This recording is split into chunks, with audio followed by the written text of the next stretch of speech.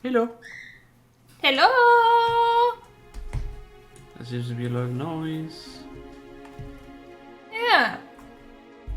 Why is that? Yeah, maybe turn it down. You did turn it all the way up and we were streaming Final Fantasy 14 last time. There we go. That should somewhat do it.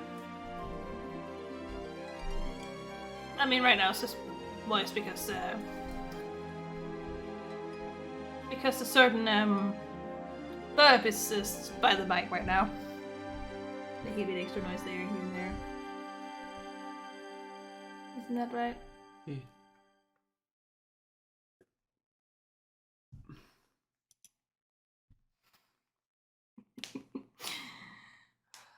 Pearls is very excited to be in here again. No. Don't eat the plastic. Don't eat the... But I wanna! Don't eat the plastic. Pearls is like, no! My plastic! Mine! She's a very stubborn lady, I'll tell you that. What did we do last time before we start?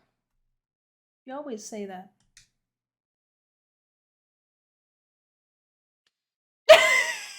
I think The she. fuck? I think she stepped on the mouse. Ah. Come on, step up. Step up, yeah. She's just sitting on you. Yeah. Oh, it's better than nothing, I guess. Okay. What did we do last time? We finished our juice? Yeah, somehow we managed to finish that. Well, no, that was a lot. No, but there's still quite an amount. But we also mainly focused on Archie last time. Yeah.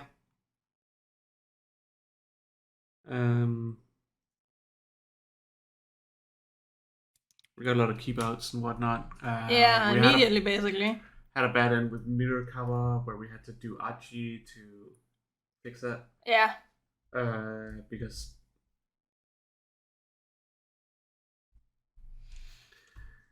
Mirakawa went into the taxi that he has been driving around, that he's been going around in. And Archie just jumped in front of the taxi and died. Yeah. Well, that's about jumped. He just ran in front. Yeah. Because he was either running from something or no. He was going after the two dogs who ran last time. Three. Well, doesn't matter. We also did Kano. We went to see Tateno.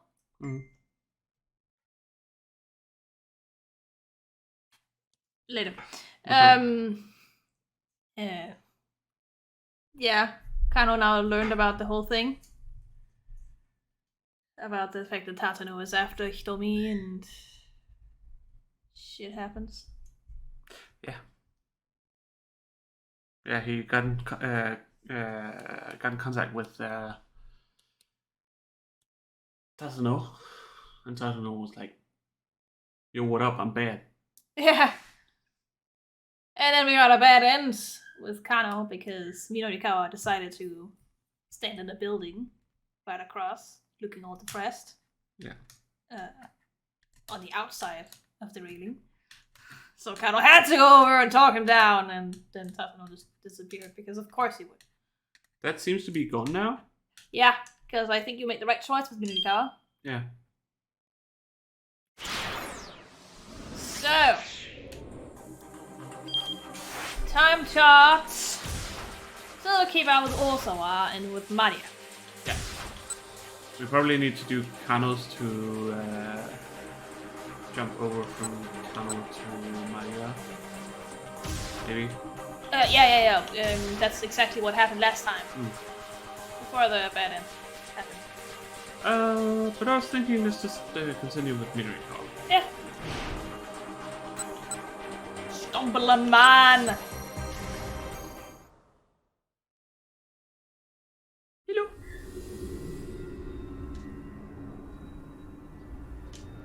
Yeah, and it seems to make the right choice with that too. So. Yeah.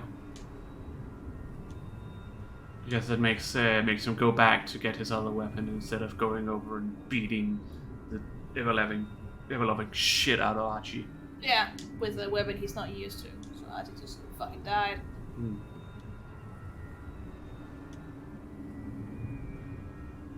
He might have still had the intention to kill him, but I don't know.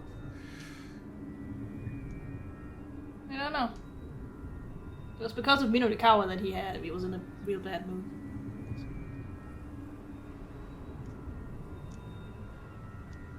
I don't know, he seems to be in a bad mood already. Yeah, but he did say that he met a guy just before and then really talked to him.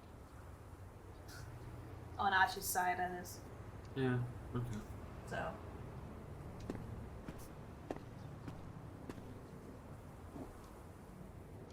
You sitting up on Ramona's shoulder? Yeah.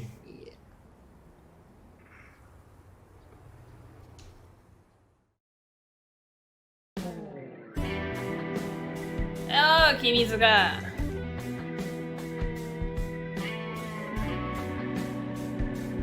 Hopefully, Ate won't jump out right in front of the car.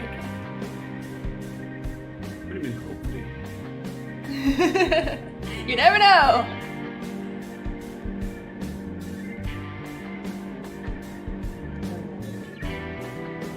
What a terrible thing.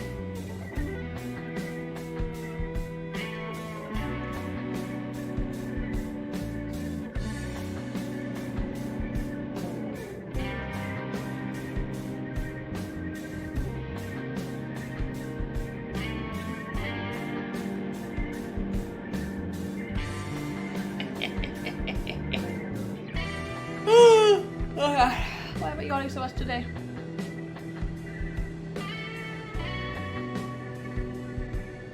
You want to know why you yawn so much today? You're staring at me like, seriously asking that? What? Considering when you got up? Listen here, you little shit! My legs are still killing me. I've still woke up a few times throughout the night, okay?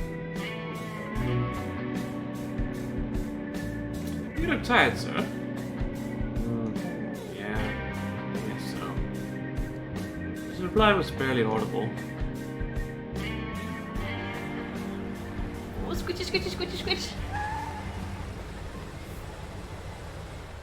The taxi stopped outside of Heaven Publishing. Murikawa left a 1,000 yen bill on the seat and exited the cab. This guy's gonna be the only fucking taxi driver in this entire game.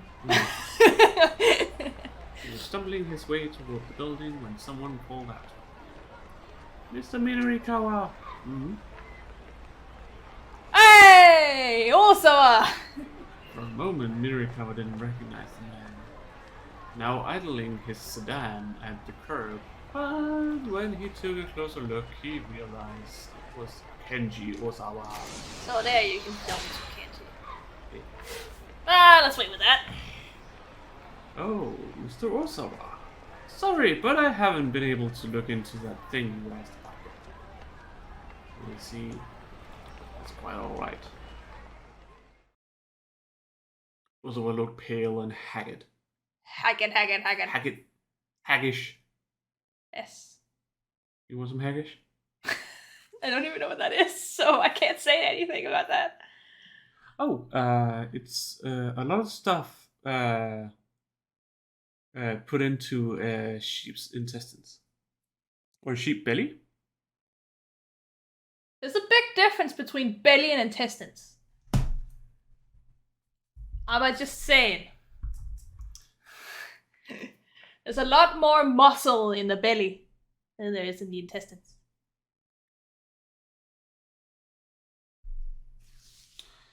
Haggis is a savory pudding containing sheep's pork minced with onion, oatmeal, suet, spices, and salt mixed with stock and cooked while traditionally encased in the animal's stomach. Okay, so it is a belly. It also looked like a belly. Though now an artificial casing is often used instead. Yeah, obviously. Yes. It looks like a belly. It's usually a very grey dish. Yeah. Not the most appealing. No, but isn't a lot of food like that? Like that? You mean dishes from the United Kingdoms? Not only United Kingdoms, but just like those like high fat, high meat content kind of foods like that. Yes. Let's look at a shepherd's pie as well. Though it looks a bit better because there's a bit more carbs there, but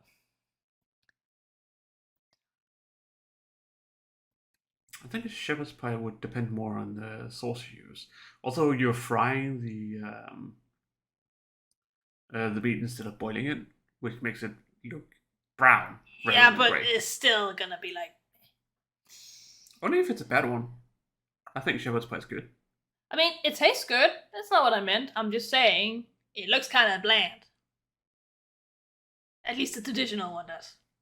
I mean, the presentation is a mashed potato on top. Yes. So it looks bland, even when you like cut it and get a portion. That's what I mean by presentation as well. You don't really cut it?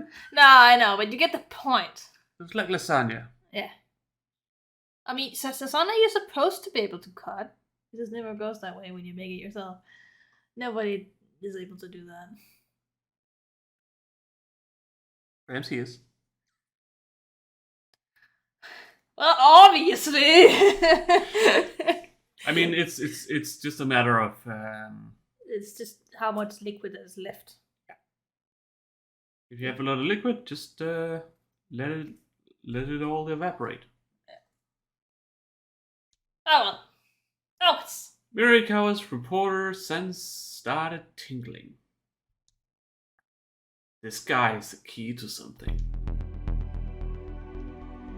He recalled what he'd heard the detective and his buddy talking about back at the scene of the explosion. The crime of the scene. Yes, crime of the scene. The explosion of the scene. Yes. No, that actually works. Shit. Yeah. Roughly 8 hours ago, they infected Maria Ozawa with the UA virus. If we don't administer Kenji Ozawa's antiviral before she develops symptoms, then fuck us! You're caught up in something big, aren't you? Oh, how do you know that? Because, the reporter said simply, I'm Minoru Minorikawa. Yes, that's all you need to know! He rolled his eyes. Well, that'll make this simpler, I guess. Get in! I'll tell you. Mirikawa hesitated. This might be his big chance to land a beyond incredible scoop. I gotta get me myself a scoop! A lot of heart. Always annoying. Yet it felt like it was too late to matter. Still landing a major story, selling out an issue of 4-star journal gossip, and putting Heaven Publishing on the road to solvency? Yes, solvency.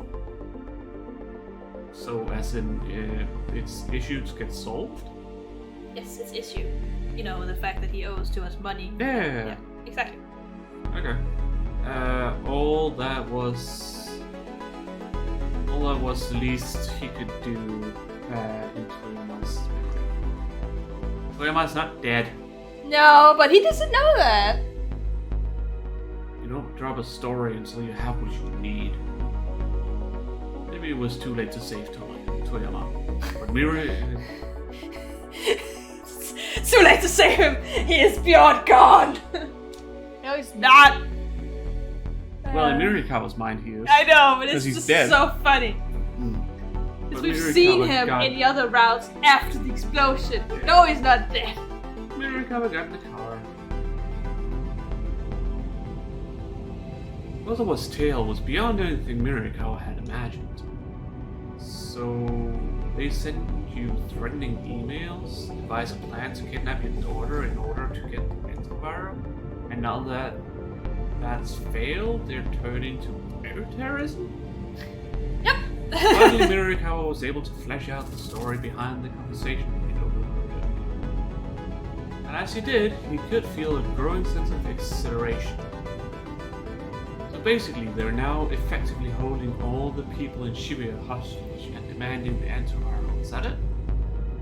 Before Ozawa could answer, a new idea occurred. Wait, hold on. Why didn't they just start by holding the whole city hostage? Why did they need to go through all the trouble of kidnapping the daughter? No. Ozawa said, shaking his head. Perhaps they wanted the ransom money? For a mere 50 million yen? I can't imagine an international terrorist bothering for that much. I can't know how terrorists think. What's the stat? Let's just assume, though. Could there be some other reason they abducted your daughter? So I didn't reply. He was probably too preoccupied with finding a way to save his infected daughter to think about anything else. Still, something about the course of events didn't quite add up to Mirikawa.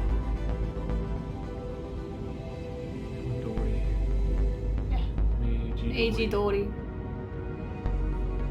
I've been on those streets.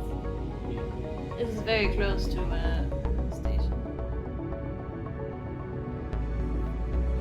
But whatever the case, if the criminals were after this antiviral, then sticking with Ozawa ought to bring him closer to the truth.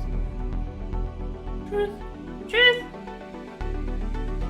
Mirikawa was still mulling that over when they arrived at the laboratory. Laboratory. Sorry, I'm too British for that. The two men hopped out of the car and were immediately rushed by a pair of security guards who subdued them within a matter of moments. Well, they're just doing their job. Hey, Mirikawa protested. What the hell is this? Unhand me, Ozawa yelled. I'm Kenji Ozawa. This is my lab. But evidently that didn't matter to the Sorry, I hit it. Guys. You're like, what? Ah. Well, hello, Miyano. Was that his name? I think so. Another man emerged from the building. Miyano's wife exchanged a few brief words. Judging from the tone of the conversation, this was someone who outranked Ozawa at the company. Take him away. As the newcomer looked on, the guards dragged Ozawa into the building. Hey! Mirikawa shouted at the man as he began to walk away. Don't you know what's going to happen to Shibuya? Don't you care? If you just stand by and let the people of this city die, Okushi Pharmaceutical is going to be held responsible. The man stopped in his tracks. If that happens, you'll be ruined personally too, Mirikawa added. You know I'm right. That will be up for the police to decide. I do not give a fuck. You're going to regret this. Don't be a fool. Pearls is tired. Yeah. Mirikawa's resolve was unwavering. His pen would mete out justice. He might have come close to forgetting what he once stood for, but now the old fire was back. I see. It seems this isn't something to leave unchecked. The man gestured with his jaw. Take him as well. Ah, fuck! One security guard surrounded Mirikawa. Hey, stop it! Let me go!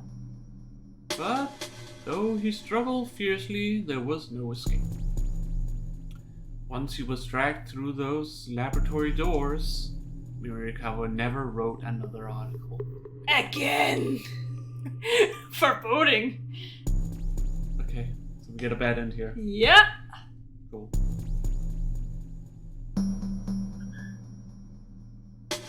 Bad end. Detained at the lab.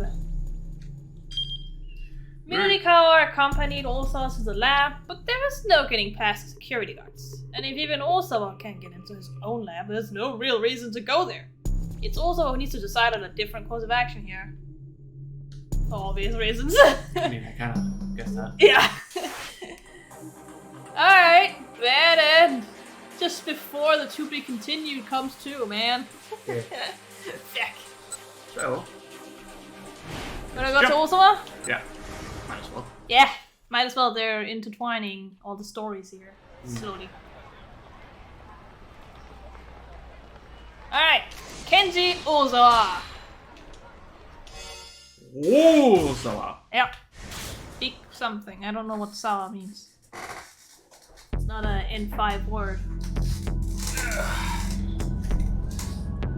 I recognize that one of the radicals is called Order, but that doesn't really say much. It's an old car, yeah. Yeah. Looks like something from the 70s. Yeah. As he was driving past Aoyama, Ozawa spotted a man he recognized walking along.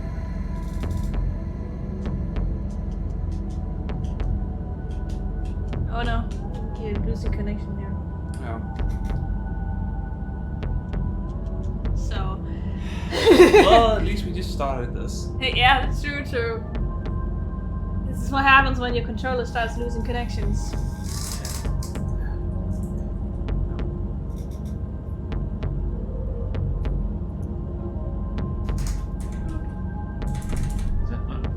M for menu? No.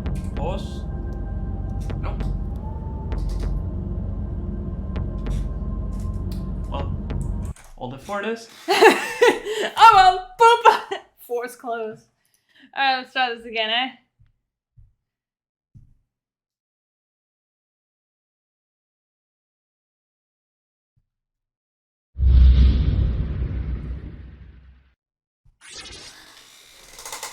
Hopefully it works this time. Again. You fixing your tail feathers? Yeah. Preening.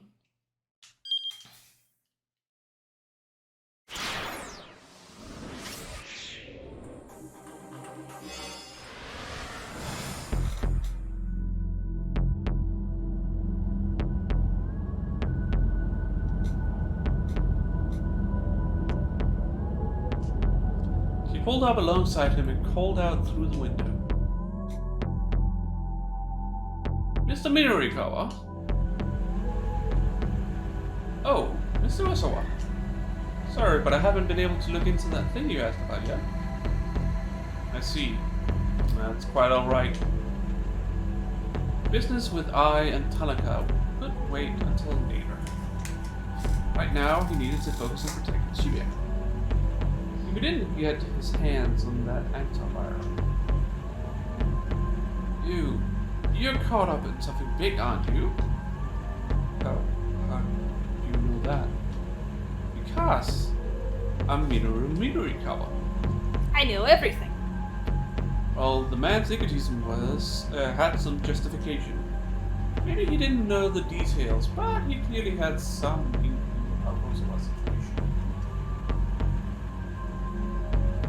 Something clicked in Osawa's mind. He was up against the wall. Okushi Pharmaceutical had told him they were going to just let Maria die. It was past the point where he could resolve this peaceably.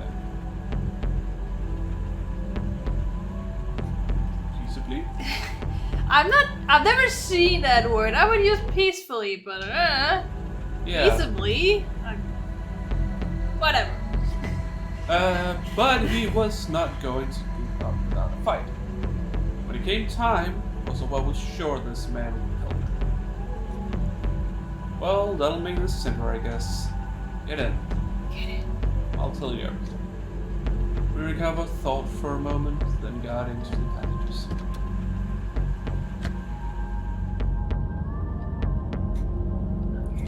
As he drove to the lab, Osawa filled Minorikawa in on all the details. The reporter listened intently, occasionally interrupting to ask a question.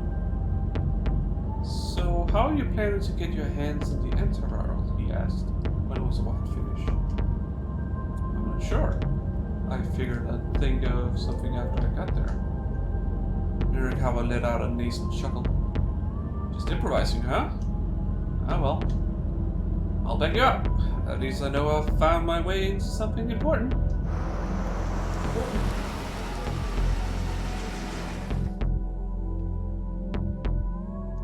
They pulled up outside the lab, and the two men got out of the car. God damn it! Not again! Immediately, a team of security guards burst out through the gate and forced themselves to the ground. Hey, Murakawa protested. What the hell is this? The guards grabbed him as well. Unhand me! Osawa yelled. I'm Kenji Osawa. This is my lab! It's Osawa, Murakawa shouted. What the hell is going on here? But Osawa was just as confused. Hello, Mino.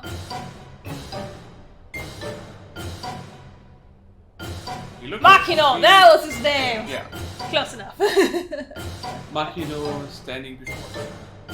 Sir, tell these thugs to let me go. But Makino just frowned silently down. So, not only will you not help me, you're actively getting in my way? Osawa glared up at his boss. Maya's life? No. Countless human lives are at risk. And there's nothing that you alone can do about that. That's what I need you to understand.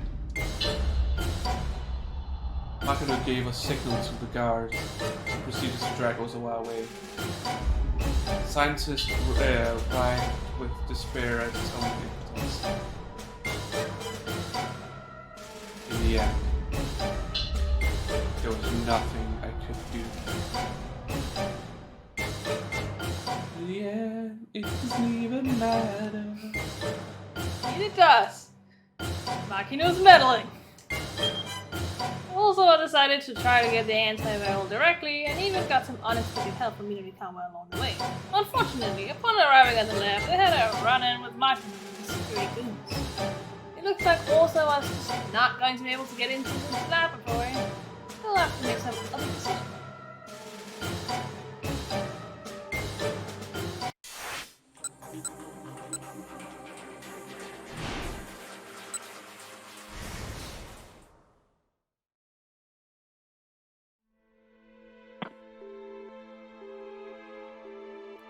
Boop, boop, boop.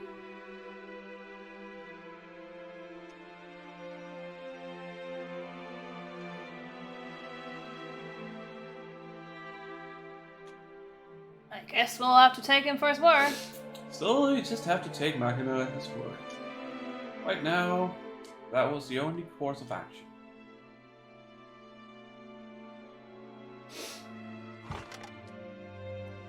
Osawa sat down in front of his computer and quietly closed his eyes.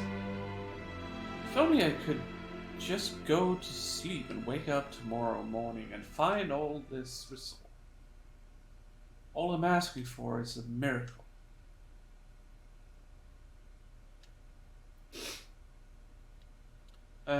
But he knew reality would never be so kind.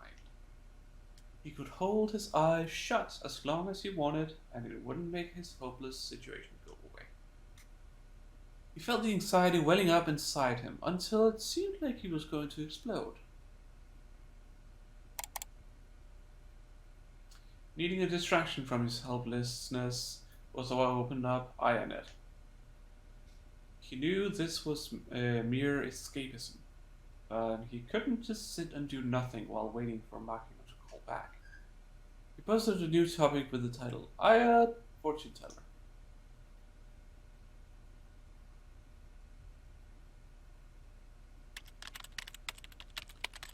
I tried the Aya Fortune Teller. My results basically said I was a bad person who can't connect to the people around me. And you know what? That's exactly right. I'm only interested in my own little world. That's probably why my wife and my assistant at work got so fed up with me. It's the same with my 2 daughters.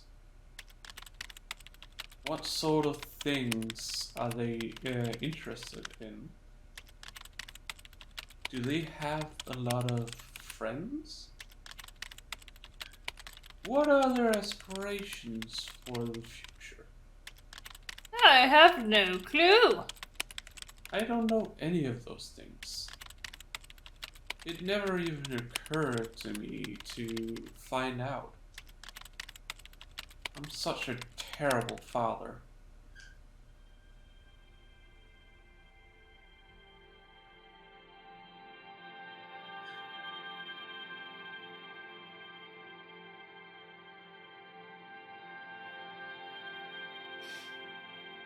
Osawa's fingers ceased their tapping on the keyboard as he thought back to when Maria and Hitomi were young.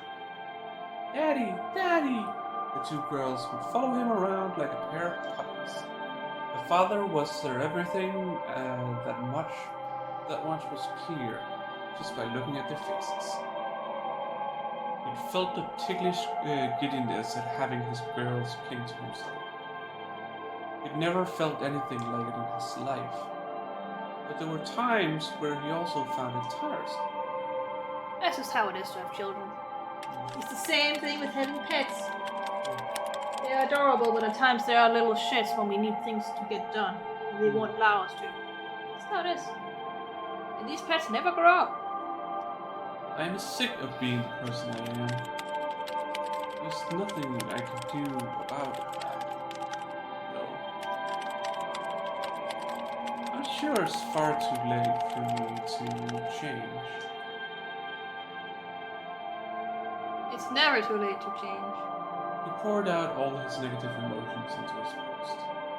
It felt like a stream of consciousness dribbled, but he didn't hesitate to write it down all the same.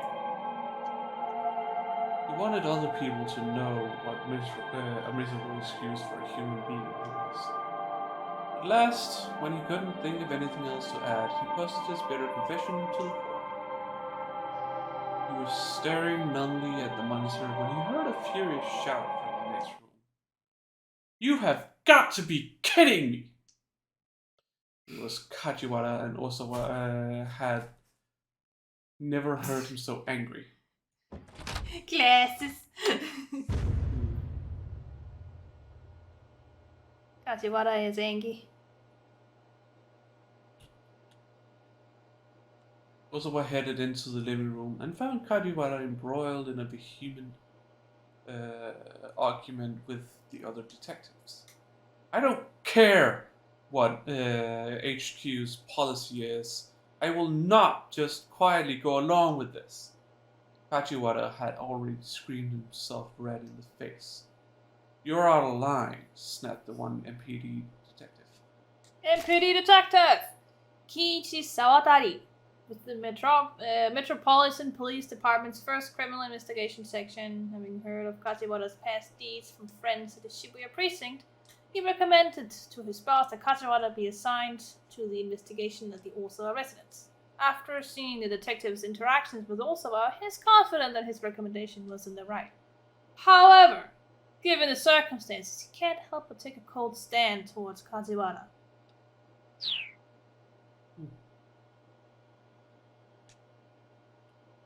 Hold your tongue. I don't care if I'm out of line. You may have talent, I'll give you that, the other detective said.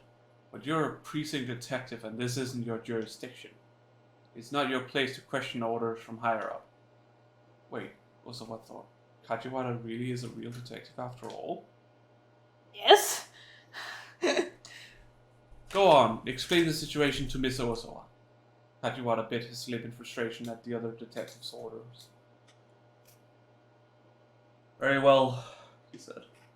But before he could say more, Osawa noticed that the police equipment had all been cleared off the table. Hold on, Osawa said. What's going on? Has something happened? Allow me to explain, sir, Kajiwara said. His bitterness showed plainly in his face. We've been recalled, sir. Recalled! The MPD has established a security force headed by the members of its Public Security Bureau to deal with the bioterrorist threat. Because the kidnapping task force has not yet found Maria and she's infected with the virus, the task force personnel instead been absorbed into the security force. And will continue their work under its direction. Yes. Oswald narrowed his eyes, fighting to keep the confusion from his face. What do you mean by that? What do you mean? He was shaking, terrified to have his suspicions confirmed. I'm truly sorry, sir, for having been unable to help you. Hachiwara gave a deep and solemn bow. But, Maria, what's going to happen to Maria? Another unit has been tasked with bringing your daughter into custody, sir.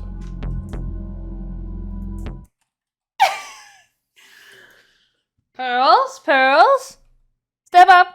Yeah, good girl. That much, at least, was what could process. Yeah, what's that? Get it! You're going to place her under quarantine, aren't you? Hachiwara's lips stiffened, but he nodded. In order to minimize the spread of the virus, No! Ozawa cried. You can't do that! If you do, there won't be any way to save her. His head spun. Please, I beg of you. You need to get Maria to me. I might be able to save her. When Hachiwara didn't respond, he turned to the other detectives. Please! You can't place Maria under quarantine. But the detectives' only answer was to avert their eyes. Why are you all ignoring me? Please, you have to listen. If you bring her to me, I can figure something out. Oh, I know I can. Got confused. Plunked himself down on the floor, yelling and flailing his arms like a child throwing a tantrum. Bye. The detectives exchanged sullen looks with one another and then walked off and left him there. He knew he must be a sorry sight, but nevertheless he kept shouting out, "Please, don't stand by and let my daughter die!" That rhymed. That rhymed. Yes.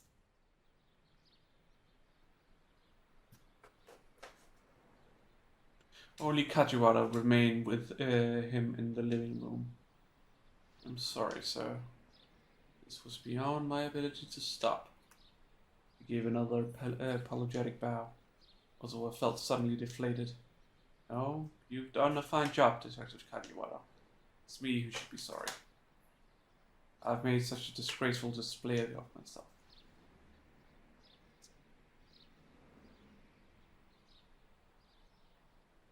What's up? This was a disgraceful display. Disgraceful display. Yes. Yes. That is the word he used. That's not true, sir. In fact, I'm deeply moved. I can tell how much Maria must mean to you. Oswald shook his head. If I'd really been thinking about Maria, I would have made an effort to work with you, Detective, more. That was all just self-absorbed shouting. A moment of emotional selfishness. And yet, as a result, you convinced me to stay here with you. Kajiwara proceeded to pull out his phone and put in a request to the task force headquarters to remain at the Ozawa residence. He got into a heated spat with his commanding officer, but ultimately received permission to stay on as the police liaison with Ozawa. Well, the detective said when he hung up, you see, there are some people who are legitimately moved by a parental display of emotion, even if I'm not certain that I can do very much in staying here with you. That's not true, Oswald replied. There's plenty you can help me with. He looked into Kajiwara's face and smiled. For instance, I can have a banana whenever I want!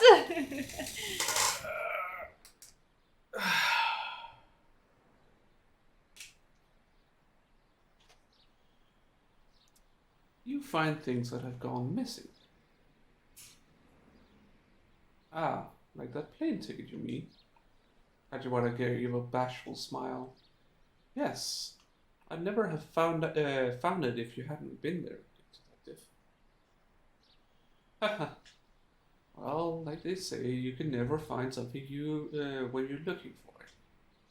And a hint of sadness came to Kajiwara's eyes, and his voice grew quieter. My daughter. She had this little toy ring that she loved, and she lost it in her house somewhere. Didn't realize she had a daughter, detective. She just started grade school this year. Really? You stepping on the drawing pad? No. She must be adorable.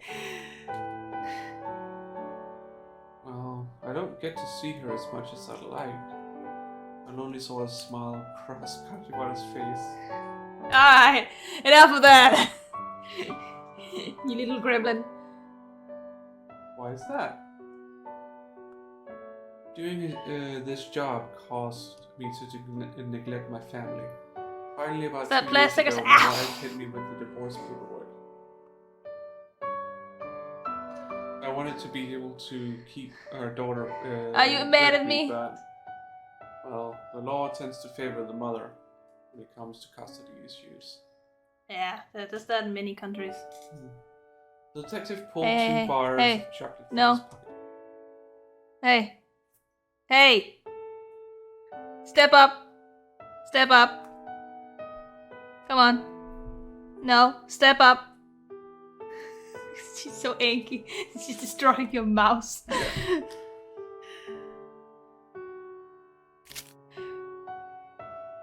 Chocolate! Although I accepted one, but said nothing.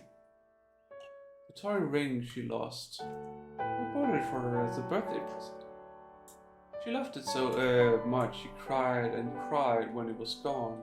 I looked all over for it. The detective bit into his chocolate bar with a sword. She pressed the space bar for you. Then later, this toy ring.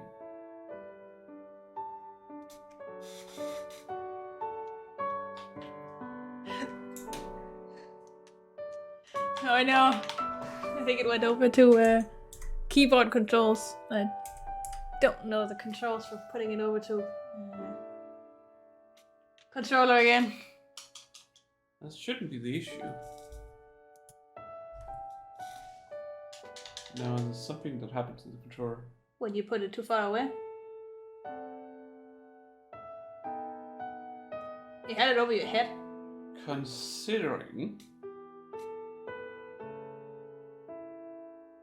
it did not really go further away, because it's over there.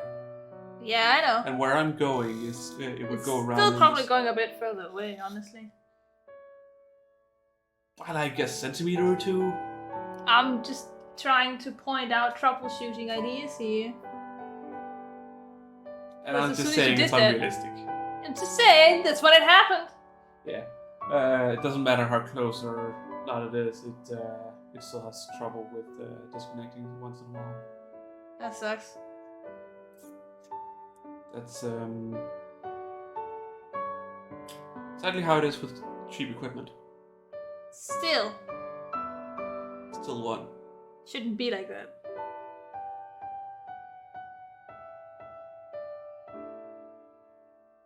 I don't know what you're expecting. Oh, I think I saw it blink. So yeah, it probably just lost connection. Again.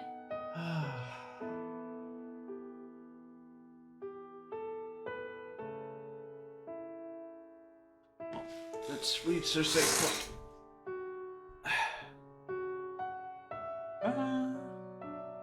And you... Okay. I found it after my wife took our daughter away, and do you know where it was? Oswald shook his head slightly. Under my daughter's mattress. Fell out when the bed was being taken out of her room. Isn't that funny? That it was somewhere I never would have found if she'd stayed.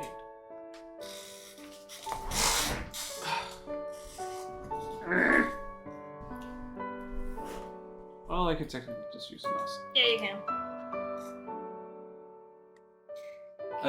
Another sad smile came to Kajiwara's face before he went on. I guess there wasn't much point, though, finding it after she was already gone. The man had lost his daughter, also I couldn't help but sympathize. Here was someone who could really... sorry. Yeah. Here was someone he could really talk to. Look at that! He hated Kajiwara, and suddenly he's very relatable. Do you have to step on my glasses? Yeah. The only reason I don't have them on is because they're dirty from the rain. She pooped on you, by the way. What? Oh, did you go get the... You can just use one of these. I've sometimes reused them.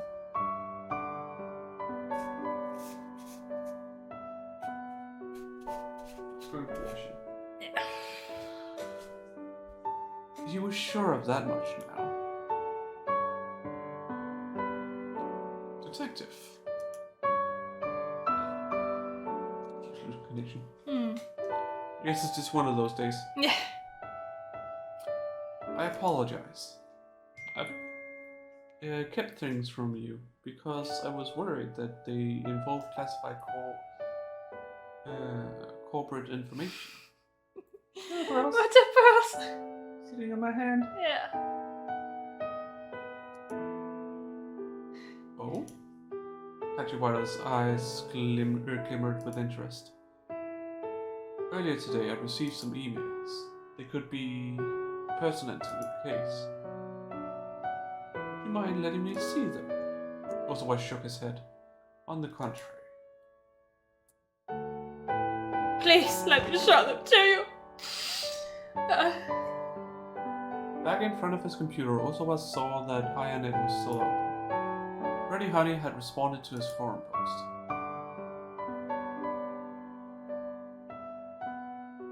You remember who Pretty Honey is?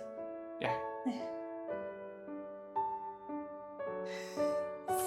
She's like, how do I get over there?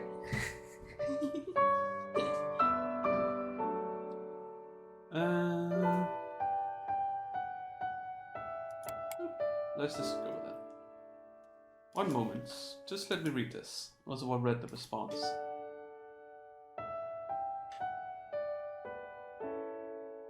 Are you just gonna ruin my controller now? Yep.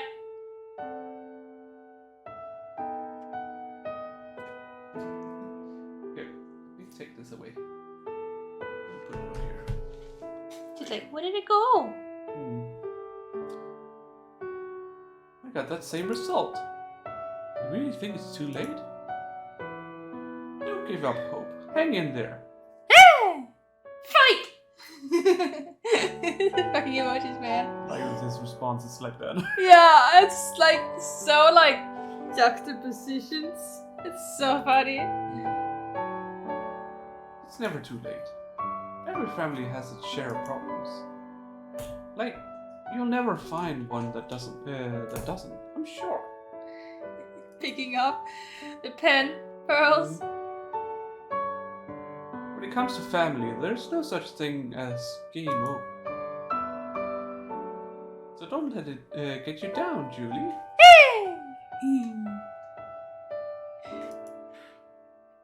Besides, I did learn one thing from reading your post. In the end, a father's happiness is his daughter's happiness. Oh! I can't not do it. That's what they express in my head. Hachiwara peered into the monitor. A young girl is posting to a forum for people 40 and older? It's pretty honey. She always replies to my threads. It's not a she. No, and also it's not a young girl. The detective furrowed his brow. I see. Is something the matter? No. That last line there just has me curious is all. A young girl writing something like that? Well, that's neither here nor there right now. Let me see those emails if you will.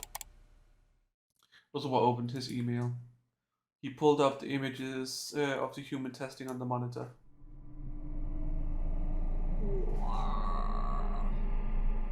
What is this? Hachiwara stared at the monitor as if unable to look away. These are images from unauthorized clinical testing of an antiviral drug I developed, carried out by my company without my knowledge.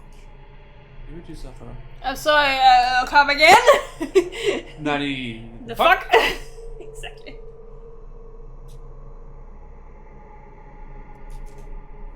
The detective frowned at the unfamiliar terminology. In simple terms, the antiviral is a wonder drug to combat the UI virus. Hold on. Maria is infected with the UI virus, isn't that right? Yes, UA is a species of virus discovered in South Africa relatively recently, up to 12 hours after infection. Patients develop a cough, then a fever, then begin vomiting, and ultimately begin to bleed uncontrollably from all over, resulting in death. Pretty similar to Ebola. They also start bleeding everywhere and die. The mortality rate is... was reluctant to say it. Hachiwara held his breath waiting. It's nearly 100%. Yeah, exactly. What? Hachiwara shuddered. But wait, he said after a moment. If you have this wonder drug, then Maria... Ozawa shook his head. Without Tanaka, I have no means of getting it out of the lab. Hachiwara's frown deepened.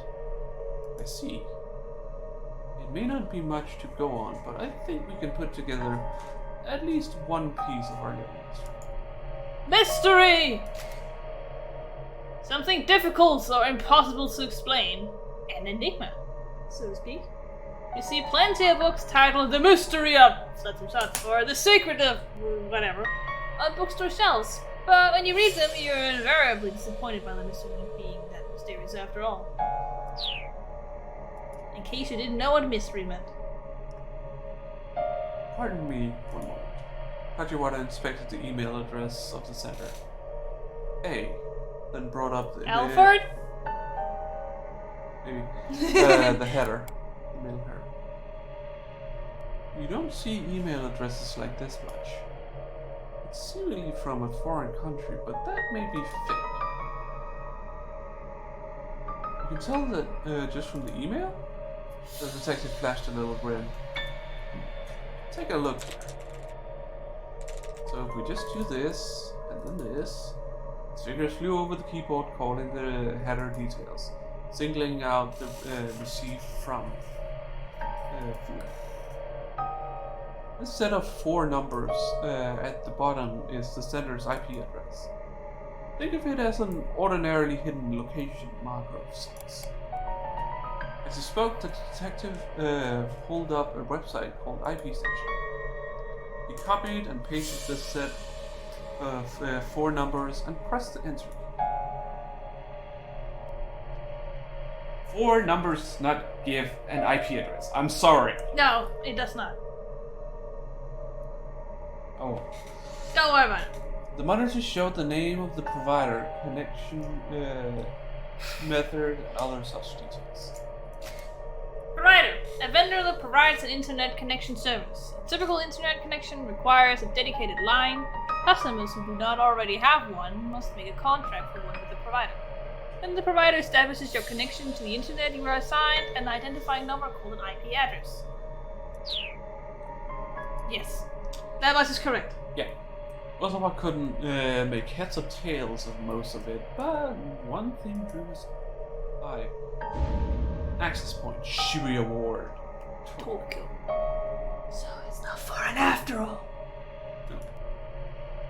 Kajiwara went into the email program's options and checked the server info of Osawa's connection. Deep furrows formed on his forehead. This here. This is the same provider that you use. What does that mean? What kind of internet connection do you have here at your house? What sort? Well, it's plugged in over there, but wasn't what pointed at the router. P. And does everyone in your family use that same line? Yes, I think so. Kajiwara opened a command prompt, then typed ipconfig. Command prompt! A literal prompt for users to issue computer control commands via keyboard instead of mouse. Also, frequently used to refer to the window or program allowing for such. Yes. Okay, so if the same numbers we saw before pop up here, that's a bad sign. Oh. Osawa stared at the monitor. Kajiwara pressed enter and a black window covered in white alphanumeric characters appeared. What the heck? Kajiwara muttered under his breath. Wait, what's going on? Osawa asked. Explain simply, so that I can understand. Faking an email address is simple enough, but the typical person wouldn't be able to fake an IP. It's very likely that these emails were sent from another computer inside this house. Osawa had a stifle of gas. Had to stifle a gas. Had to stifle a gas. So, no, I. I. Or Tanaka. Why would Tanaka use A? I don't know. The emails had been sent from his own house at around 11 o'clock that morning. Since Osawa hadn't sent them himself, I left only one possible culprit. Alright. Yeah. It is. But why? Her name is so ironic. Why? Do you know what I means? No, I don't think so. It means love or affection. The one thing she lacks as a person, right? Suddenly, his phone rang, nearly startling him out of his seat. Makino's name showed on the incoming call display. Osawa quickly picked up. Is there an update on the emergency board meeting? He blurted. Makino's voice was quiet and subdued. I tried pulling whatever strings I could, but to no avail.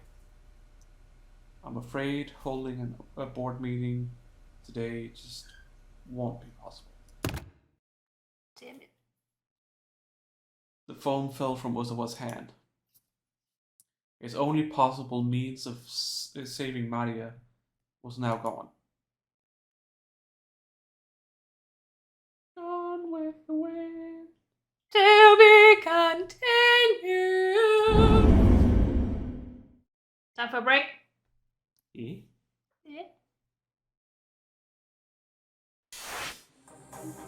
Time for a break.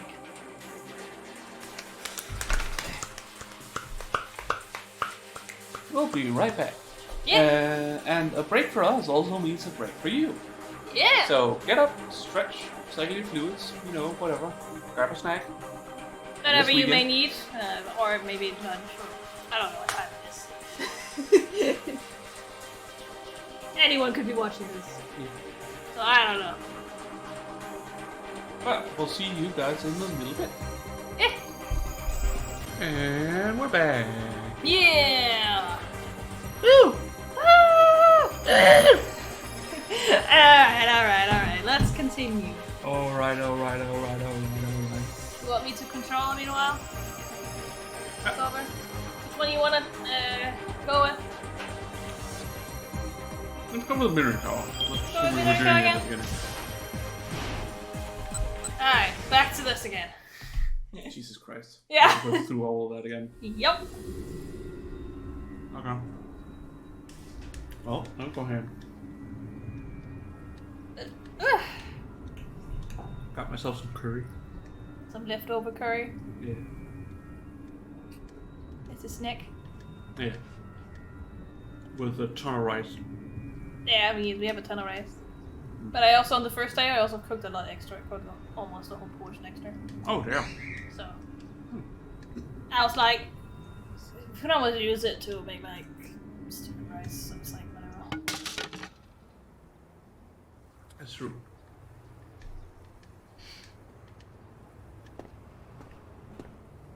So, we talked about how I could slightly cook some boil some rice for the birds. Yeah. What happens if I boil it completely? That much, I think. Okay. Just not short grained. It has to be medium or long. Oh. Because these are sticky. Yeah. Yeah, they will cause problems. Yeah, can. So if we still have some like some jasmine rice in, we can do that. Yeah. And then the rest of the veggies just completely grind them.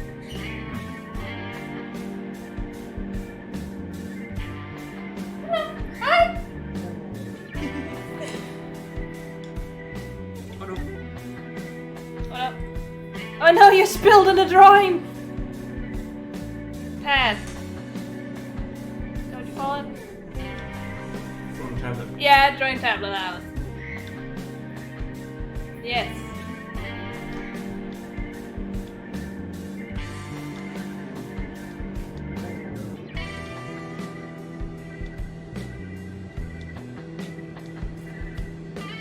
Come on, let's get past this. I'm right back. Yeah. Aw, you need salt. Yeah, I wanted it to be more.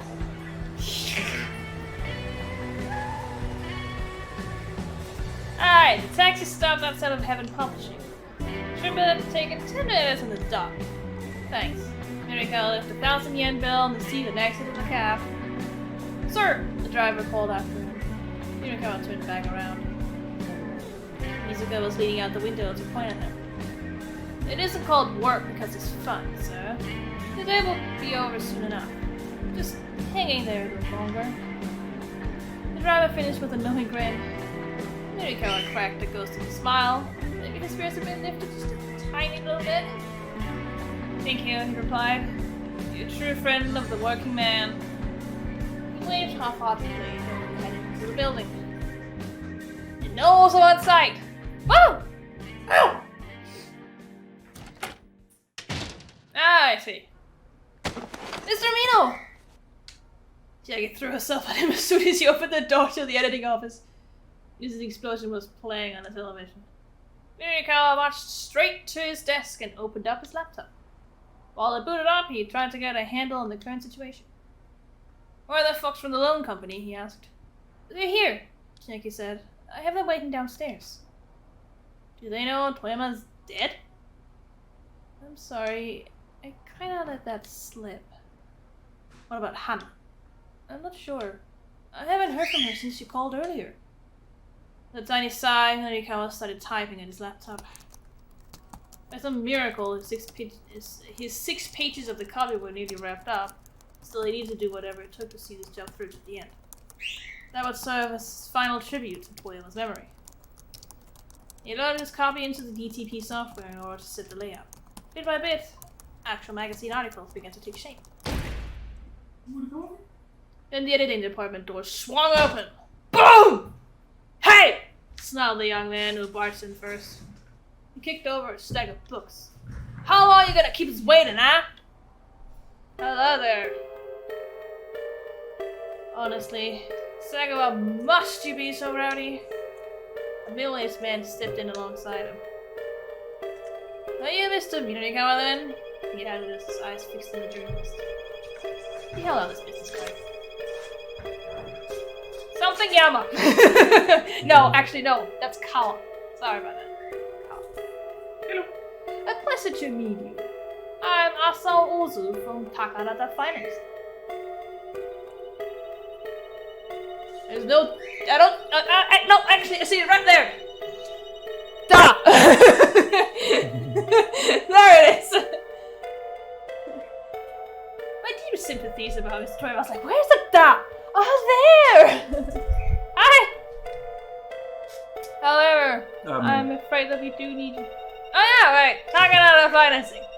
A black market lending firm that offers loans at an interest rate above what the law allows. Yep. Well known for taking whatever steps necessary to collect what's owed.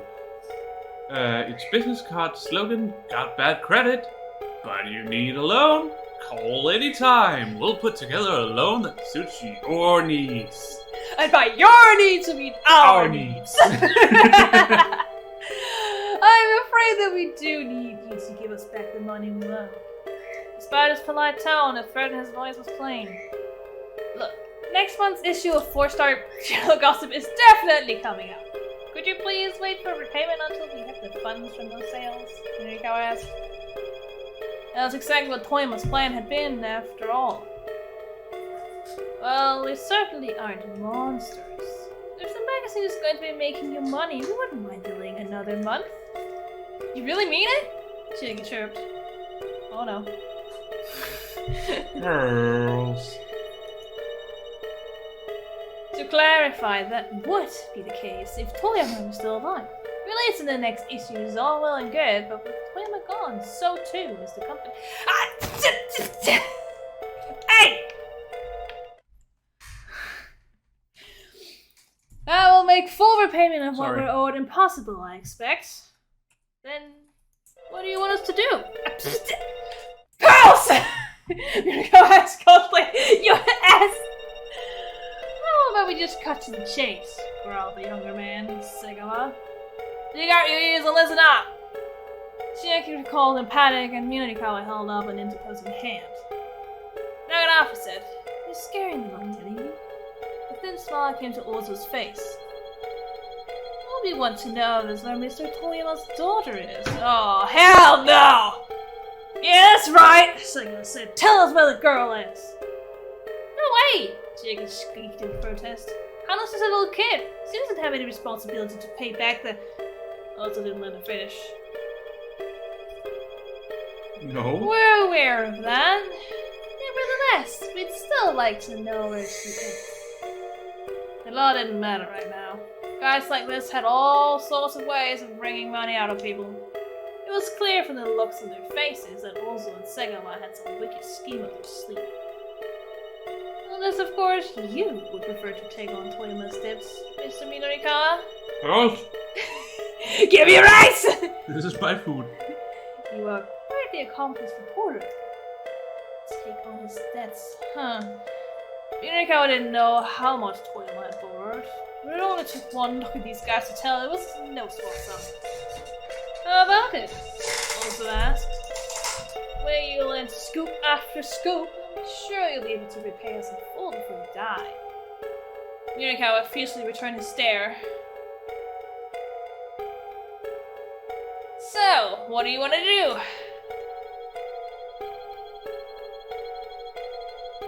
Let's try the second one. Beef. I'll consider it. Could you give us some time? Seeing pale at Yurikawa's response. No, I wouldn't even think about taking their offer, she cried. Segawa stepped in, drowning her out. No, wait! We've waited long enough. Give us your answer now. Yes or no? What's it gonna be? Now, let's just calm down, Ozu chided. After perfect refresh. What?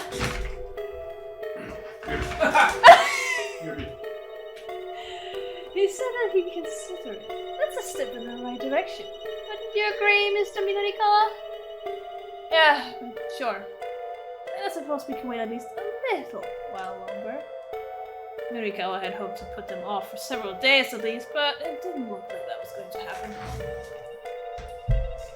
Oh, are you gonna put on the The Japanese rice spices. Yeah, it tastes so good. It does. It just smells like pearls. The two men from Takarada Financing plunked themselves down at the knitting department. It's a sofa. You're wearing some weird clothes there, Chiyoko. Have you just seen what she's wearing? Have you seen it? Well, considering who she is, I'm not surprised. Also, this is Japan in the early zeros. Pearls? I want it! I want it! Oh, no. Step up! Step up! Come on! Step up! She's fighting. Yeah. Step up! I can't get her. Step up. Mr. Minu, you're not actually going to take on that debt, are you? Chiyoko asked quietly. Mirikawa sat at his desk looking over the copy he'd written. That's none of your concern, he said. What I need now is... How's your piece on those street interviews coming? But I mean, those guys... It said it doesn't matter if the issue comes out or not. Don't be ridiculous! When a professional agrees to take on a job, they see it through to the end. Chiyoko took his point and scampered to grab the printout of a copy. Mirikawa gave it a quick once-over. He saw it immediately that the piece was lacking in structure. He then read the article a second time, checking the final details. Several of the sentences jumped out at him. This is no good. Rewrite it! He thrust the printout back at Chiyoko. Yes, sir. She bowed her head and retreated to another desk. The TV was still on. A news broadcaster's voice suddenly broke through the silence, as well as Mirikawa's concentration. We're live on the scene now, where an explosion in Shibuya has... Mirikawa gazed blankly at the screen. He found his mind drift into a particular memory of Toyama. What a face. The door looked like it might fall apart at any moment, but Mirikawa didn't care. He pounded on it as hard as he could. The Toyama nameplate popped off and fell to the floor. It was hard to believe this dilapidated department was the home of a newspaper editor who'd worked his way up from reporter. Hey, Toyama! Get your ass out there! At the sound of Mirikawa's angry shouting, other tenants on the floor poked their heads out of their rooms to stare. He paid them no heed, continued to call out. Eventually, Toyama opened the door, dressed in his sweats and undershirt. Quiet down, you moron, he snapped. Come on in. Undershirt, you mean a wife beater? What? Those white undershirts are usually called wife beaters. Yeah, I in know. America. In Japan, they're just undershirts. Yeah. Because they wear suits all the time. Yeah, exactly. I hear you tendered your letter of resignation at the paper. Mirikawa sat cross-legged on the tatami club floor. Tell me why! Ain't nothing like a heartbreak. Tell me why! Ain't nothing like a mistake. Tell me why! Ain't nothing gonna hear you say I want it that way. Every time I hear those three words, you listen to what I think. Toyama quirked a lopsided grin. You wanna know why I quit, huh? Alright, lean in close. Mirikawa peered at him dubiously. Huh? Why? I don't want anyone overhearing this. Resigned, Mirikawa leaned forward and turned his right ear toward Toyama. The man's warm breath against his cheek was pretty unsettling. At first, he had trouble concentrating on Toyama's story. But when the older man got to the crux of the matter, he found himself listening with rapt attention.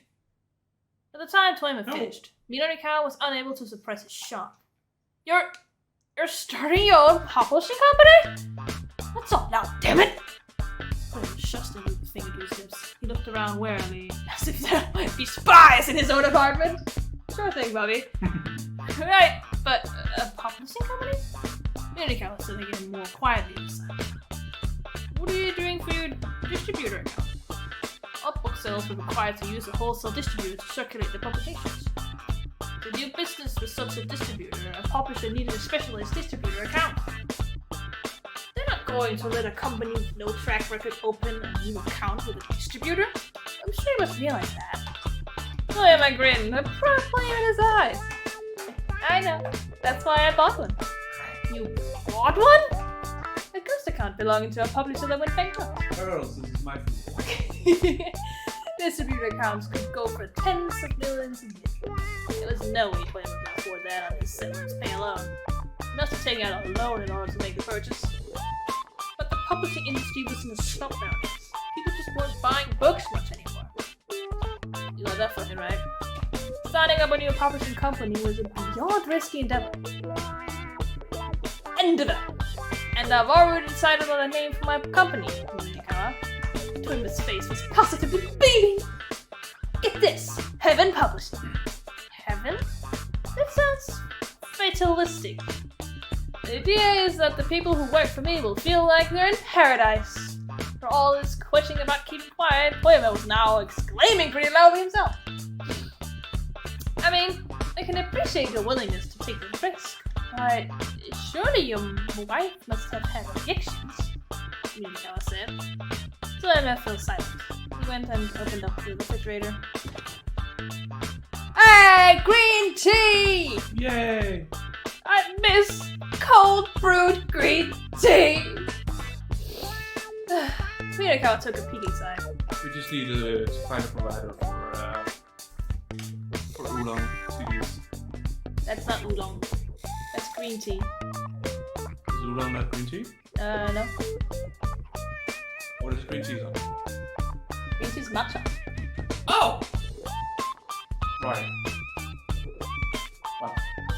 I just showed my whole essence stream. Yeah. Oolong, cold brewed oolong has a sesame kind of smell to it. Well, it was just because you were asking for oolong teas. Yeah, because it's easier to get our hands on green tea. Apparently not. No, apparently not. It's also cheaper. Alright. Its shelves were mournfully spare, holding little besides beer cans and drinking snacks. The missus left me, took our daughter with her. Those scant few words painted the picture clearly enough. Toyama grabbed a can of beer and tossed it to his guest. Asahi! But no more sob stories, he went on.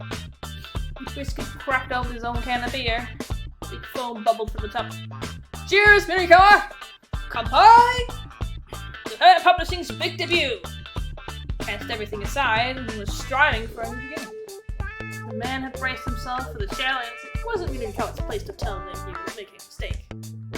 Even if it was an uphill battle, he had little chance of winning. Congrats, Mr. Toyama! Mirikawa pulled the tablet in his beer can. Cheers! Two of them clacked their cans together.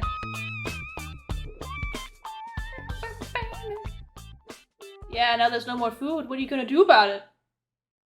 That's good. You ate it all? Yeah. 1 year had passed since Toyama founded Heaven Publishing.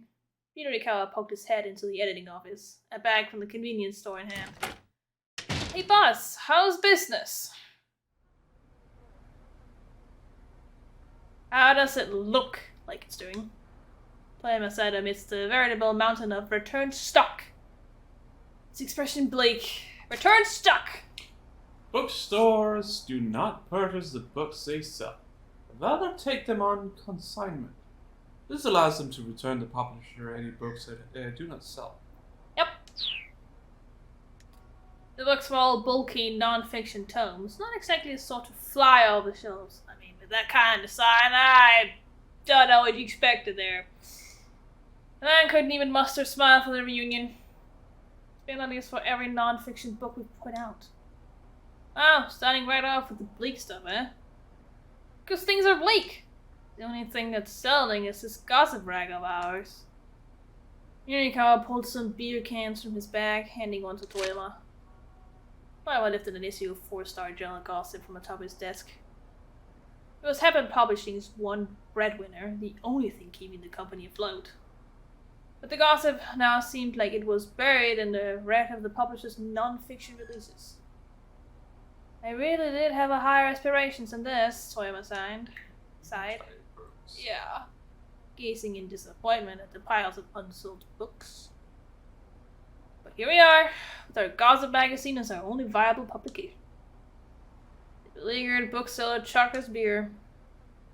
Daddy, I'm hungry. Minakawa was startled to hear a young child's voice. Sorry, folks. Oh, look at her, just sitting by her computer. He turned around to see a little girl nestled between the stacks of returned stock. That's my daughter, Hana, Toyama said. It's, complicated. But she's living with me now. I see. Minakawa couldn't press for more details with Hana right there. In all likelihood, things with Toyama's ex-wife hadn't been going well. Go on, introduce yourself, Toyama said. This is one of Daddy's work friends. Are you shaking your head because you want to stay awake? Yeah, I think so. I'll turn to Minakawa with a bright little grin. Hello. My name is Hana. I'm 6. That's a very child thing to say. I'm 6! Yeah. Look at how big I am. You want some of this? Minakawa held out a packet of dried squid he bought to go with the beans. Something even more childish to say. I'm 6 and whatever months and days they are. Yeah. Sure. And I greedily stuffed her cheeks with the squid. Dried squid. Anyways, Mama flashed a sheepy squid. Look at what is this drawing? I don't know. One of them is a flower, I think. It's kind of cute. Seems to be a MacBook. Yeah, it could be one of their first ones. Yeah. Do you like living with your daddy, Hana? Minakawa asked, giving the girl's And the hair whips all made out of plastic. Yeah. Uh-huh, I do. My daddy's amazing. He runs a company. Toyama let out a tiny involuntary sob and his daughter's running praise. Oh my god. Just like living like that forever. No. I'll keep at it, Toyama said, looking into his daughter's smiling face. Hana is more important to me than any highest ranges I might have had. I'll keep shoveling out copies of the gossip. And at least make sure she's always got something good to eat. Daddy, this is really tasty. Hana held out the pouch of dried squid. Tears welled in Toyama's eyes. Again! Next time, I'll make sure she has some sashimi instead of something like this. Hey, what do you mean, something like this? Minakawa grumbled. I bought that shit! I'm the one who bought it! Yeah, exactly. Jim and his daughter laughed together. It was a heartwarming sight, Minakawa thought. A father and his girl are getting along so well. Toyama might have been a hard-hitting journalist, but when he came home at the end of the day, he was just daddy. It was only natural for the man as a father to put his child above everything else. Oh, she fell asleep. After gorging herself some snacks, Hana fell asleep on the sofa, looking well and truly satisfied. You know, Minakawa, Hana's happiness means more to me than my lofty artistic ideals ever could. Toyama kept his voice low as he regarded his daughter's sleeping face. And from that day forward, Heavy Publishing had shifted its focus to scandal rags with 4-star general gossip as its pillar. Had that been for good or for ill, whatever the case, Toyama had abandoned his pride. Minakawa had watched him become more and more of a miserable wretch. Yeah. Minakawa snapped back into the present as a sheaf of pages appeared in front of his face. Here you go, Chiyoko said, radiating anxiety, as per usual. Right. Minakawa gave her copy a close read over, then thrust it back out to her. What did you even fix? He asked. Could you please tell me what parts are wrong? She mumbled, hanging her head. What are you talking about? It's just, well, we don't have a lot of time here, so I figure if we just fix the parts that need fixing. Tiggy trailed off into an indistinct mutter. Is that always how you go about fixing your copy? Yes. Then you're never going to get any better! If someone tells you it's no good, you rewrite the whole thing from scratch! Just making fiddly tweaks here and there is what an amateur does! Chiyoko dipped her head even deeper, cringing at the reprimand. Minakawa let out a tiny sigh. Look, what I just told you. That's what Toyama told me when I was first starting out. There were times he'd have me do dozens of rewrites. At first, I thought he was just pushing me around. But after rewriting things over and over, I realized something. There are a whole lot of ways you can write about the same thing. And that's what helped me hone my skills as a writer. Chiyoko raised her head back up. Oh wow, really? If you can get that, then stick with it. Write your submission deadline as close as you have to in order to write the best piece you can. Okay, I can do it. I will do it. Finally, Chiyoko's face brightens with a smile. That's the spirit. It's the spirit. Yeah, the woman might have talent, but she hadn't realized it yet. She needs to be able to stick to an assignment even when things got tough. If you didn't have that kind of resolve, she'd never make it as a freelancer.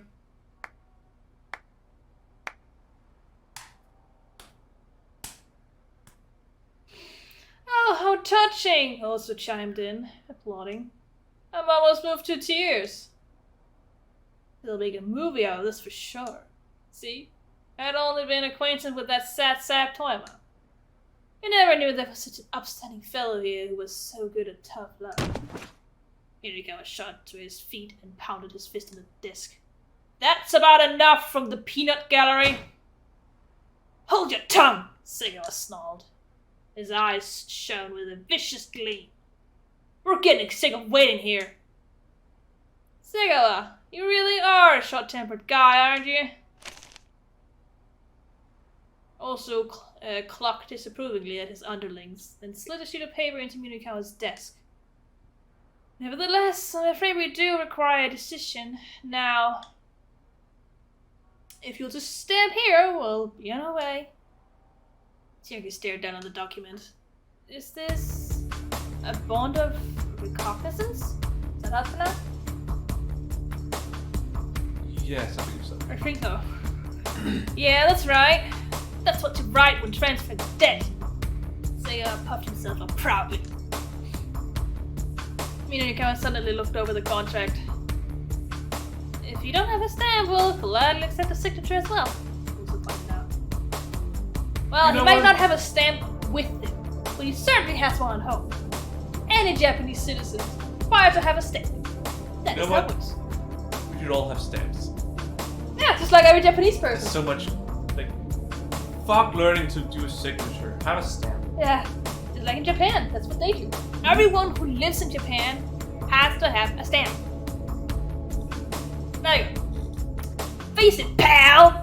Take away at it. If you don't hurry up and sign, we're never gonna stop going after Toyama's daughter. Munikawa snatched him a pen. Mr. Mino, you can't do this! Think about what you're doing! Chiyoko shouted. If you go through with this, you'll just wind up like Mr. Toyama. I won't. Yes, you will! Who the hell do you think I am? I'm Munikawa, damn it! And I'm going to land so many scoops it'll make your head spin. And I'm going to pay back this debt and rebuild Heaven Publishing. Don't attack me. I'm just trying to clean up your mess. But why would you take such a risk? Chiyoko sobbed. Munikawa lowered his voice. Because I owe him so much. I can't stand by and let these scumbags kill his daughter. Aha! Before Munikawa could sigh, Segawa startled him with a sudden exclamation. Ah, fuck! Looking out, Munikawa saw what the Lord Sharks had seen. Little Hana standing by the door. All because Kyle decided to get her! On it, boss! Also, Segawa rushed at the girl. Run! Munikawa shouted. I bolted right back out the door, but also managed to snatch her up just as she reached the stairs. Let's be on our way, shall we? Valgren came to Oscar's cool face as he headed down the stairwell. Stop! Let her go! Munikawa rushed after them trying to grab the girl, but Segawa drove a punch right into his face.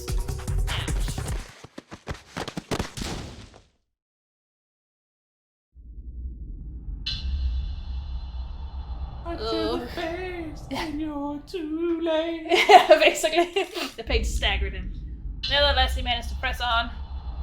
Get your hands off of that girl. That's one too many F's. What? That was one too many F's. What? Off. Get your hands off. Ah! Off that girl. Yeah. Shut your damn mouth! Something had slammed into his chest. His vision went dark. Unless this was meant to be off that girl. Because off. I don't know. Off that girl. He felt himself slipping from consciousness. Well, it doesn't matter, he's dead. Just before he blacked out, he heard Hana's voice. Sorry, Uncle Minorikawa. What's it, Uncle? Sorry? No, I'm the one who should apologize. But before his thoughts got any further, Minorikawa passed out. Death.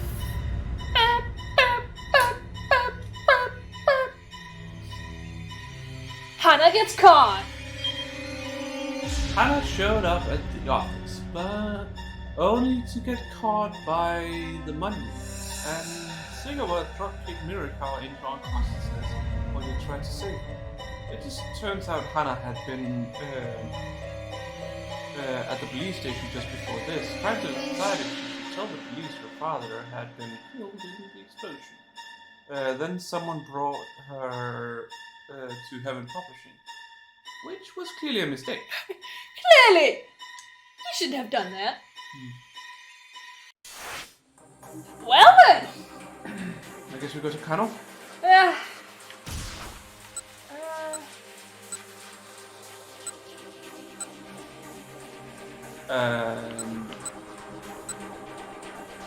It is no. No. After this, yeah? No. Further up. No. No? No, because this is before this here is the first one of the time block. This is 1605. So it's after this one. When he goes outside, he meets Hana. You look very confused. I am. Oh, we've already been through this. Because this is where he goes to meet Tataro.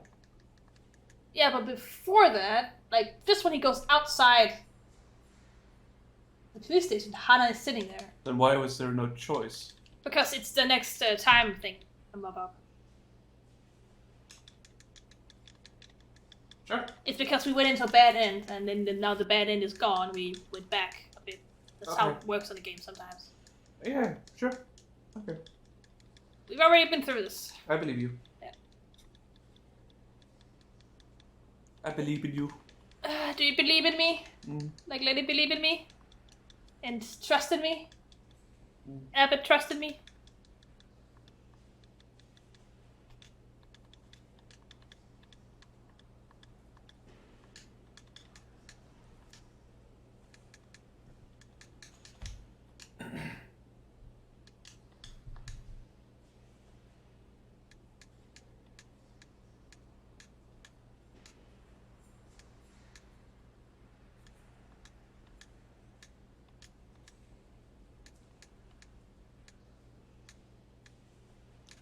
Taking my medicine today. Me neither. I might also explain why I'm tired. Yeah. Probably. Remember, kids, take your medicine. Yeah, I'll take it later.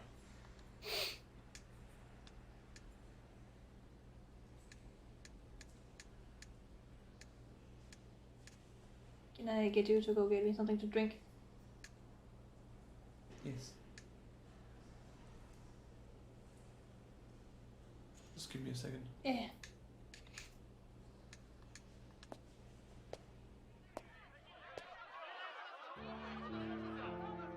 Tero!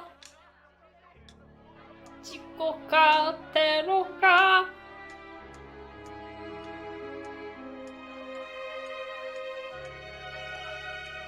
In case you were wondering, Terra, like in terrorism, is Tero. Tero, just Tero.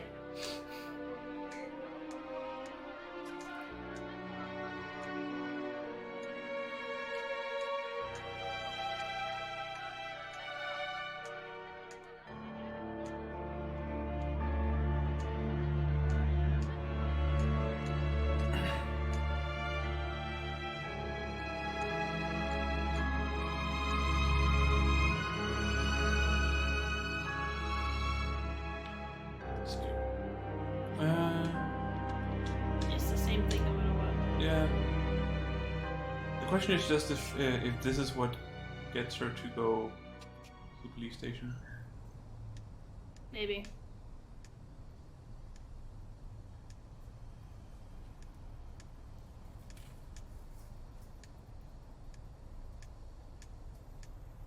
Where did you come from? Where did you go? Where did you come from? Hana girl, so...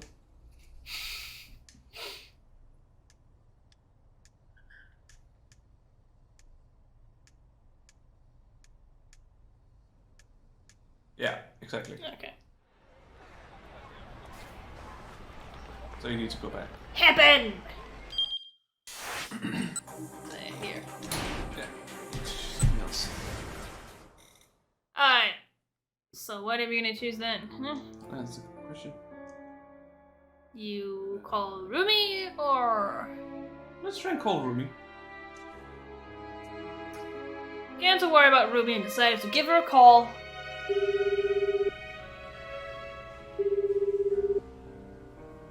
The phone rang several times before it went to voicemail. The fact that she hadn't picked up made Kano all the more anxious.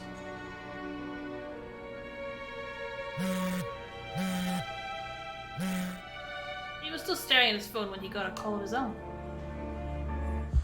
Tateno! When he appeared in the incoming call display, his heart nearly stopped. Where there was Tateno's name. Kano quickly pressed the button to accept the call. Detective Tateno? Detective Tateno, is that you? There's a whole lot of things Kano wanted to ask. What had Tateno been doing this whole time? Why had he let all Caravan go free? And what had happened to Hitomi? But while he was trying to decide what question to put first, Tateno spoke. "I've secured Maria Osama." What? The words came out as a soft gasp. Tateno, you have to bring her here ASAP. Right now she's... Tateno cut him off. "You need to bring Hitomi Osawa to my location at once." Hitomi Osawa? Yes. I heard over the wireless that the man from the US Embassy had her in custody. Kano hadn't been listening to the most recent wireless traffic. Apparently, Stanley had managed to find Hitomi. But what was Tatsuno getting at here? Wait, hold on. What for? I mean, why do you need me to bring Hitomi Osawa to you? There was no reply. Detective Tatsuno, answer me. Please. Tatsuno replied as if he hadn't heard Kano's questions. There is an office building in Nampeidai called South Hill. I'll be waiting for you on the rooftop. If you don't bring her, I'll kill Maria. Bam, bam, bam! Though this also happened in the last stream. With that grisly warning, he hung up. Thanks. Kyle's hand went limp to his phone. His phone slipped from his grasp and fell to the floor.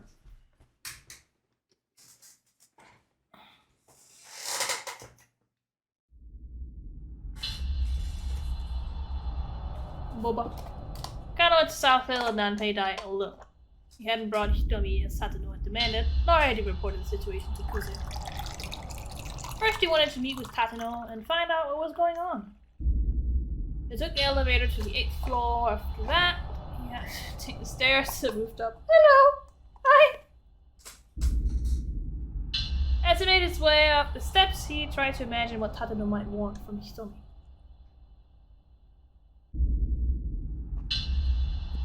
He hadn't noticed anything suspicious about the senior detective in the lead up to the stakeout at the scramble. Tatsuno had seemed like the same man Kano had always revered. So why was he doing this? Who knows? Kano couldn't think of a reason. Reaching the top of the staircase, he at last stepped out into the open roof.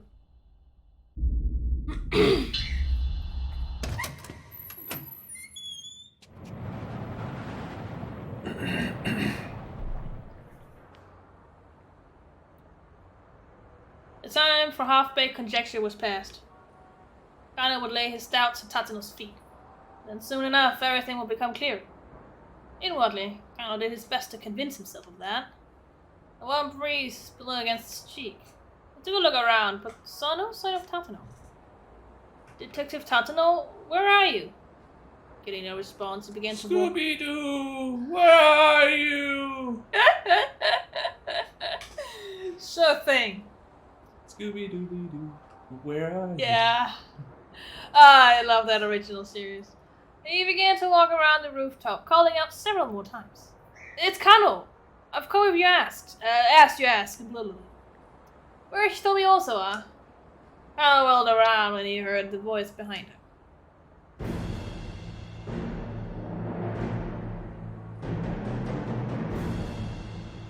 Tatano stepped into view from behind a water tank. He led with him a young woman, bound and blindfolded. Why didn't you ring? Growled. Kano stared in shock. Detective Tatano, why are you doing this? Is that really Maria? Tatano responded by removing the young woman's blindfold.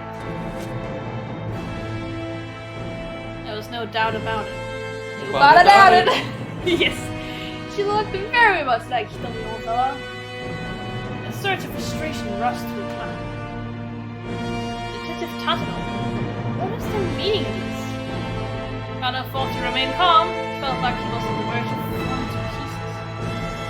Bring me Hitomi Osawa, and I'll let this girl go. Why? What do you need Hitomi for? Tatano's only answer was an icy stare. This isn't like you. It's so weird. For lack of better words, I guess. Detective Tatano, I know. Do you know? Tatano called him off. What do you know about me? I know what sort of detective you are, sir. Because I've modeled myself after you for my whole career. The older man's expression remained stony. Did you remember? Kano went on. The time when you risked your life to talk down that man who barricaded himself inside that office? Ever since then, you've been my... Tatano interrupted with a sudden burst of laughter. You really are gullible, you know that? You can only see things the way you want to see them. What do you mean by that? The truth is, I didn't even care if I died doing what I did. That's why I doubted myself and gasped. Now that his voice had gone low and quiet, there was no display of heroics. It was more attempted suicide than anything else. I wasn't thinking about the other people still inside the window. It's just a coincidence things turned out the way they did. So that if you'd make a single misstep, then everyone in that building might well have burned to death. You're lying! That can't be true! Kano shook his head insistently. You're lying, Morgan! Yes, you're lying, Morgan! Like grass. I don't have time for this conversation. Suddenly pressed the barrel of his gun to Maria's head. If you don't bring Hitomi Osawa to me, really, I'll blow her brains out. Please stop this!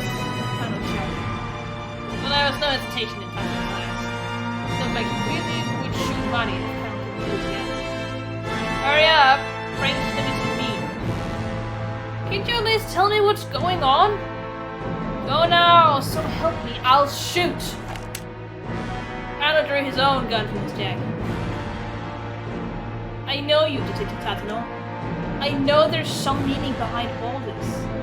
Kano's words came out as an imploring program. Yeah, think you can shoot me? Tatano spat. Letting Al Caravan go free. Taking Maria hostage. This has to mean something. Sweat made Kano's head slick where he clutched his gun. I asked if you think you can shoot me. I've always looked up to you. You were the sort of detective I wanted to become. Kano's view of Tatano began to blur as tears welled in his eyes. Can you shoot me, Kano? I can! Boom! Even as he he cried, Kano stood resolutely doing his best to stare down the older man. He set his fingers squarely on the trigger and pointed his gun at Tatano's forehead. Suddenly, the piercing stare vanished from the other detective's eyes. I've got to give you full marks for that, Kano. Tatano smiled thinly. I'll tell you then. I'll tell you why I'm doing this.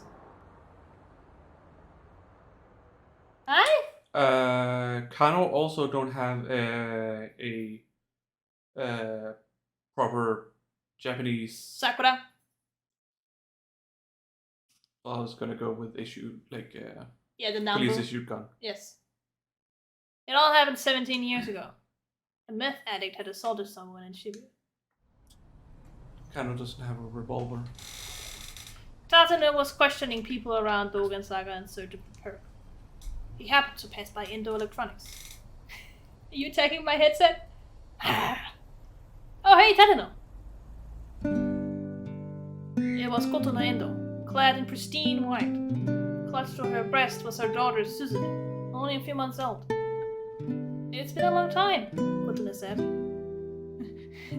I found the names was incredibly funny. Suzune and Kotono, that's like mother like daughter, man.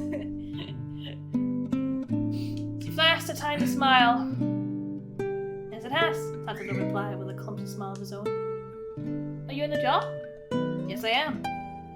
Kotono recoiled slightly at the dour look on Tatano's face. Is something the matter? There's an armed criminal hiding out somewhere in the area. What? I wouldn't leave the shop for a while if you can avoid it. But I have to go to the bank to deposit some money. Surely you can have Daisuke go do it? He's away on a repair job, and hasn't come back yet. Tatano let out a one-note sigh. I see Daisuke still does things his own way. Alright, let me escort you to the bank. You mean it? I feel not safer having you with me. Kotono flashed him a smile so wide that Tatano thought he might lose himself in it.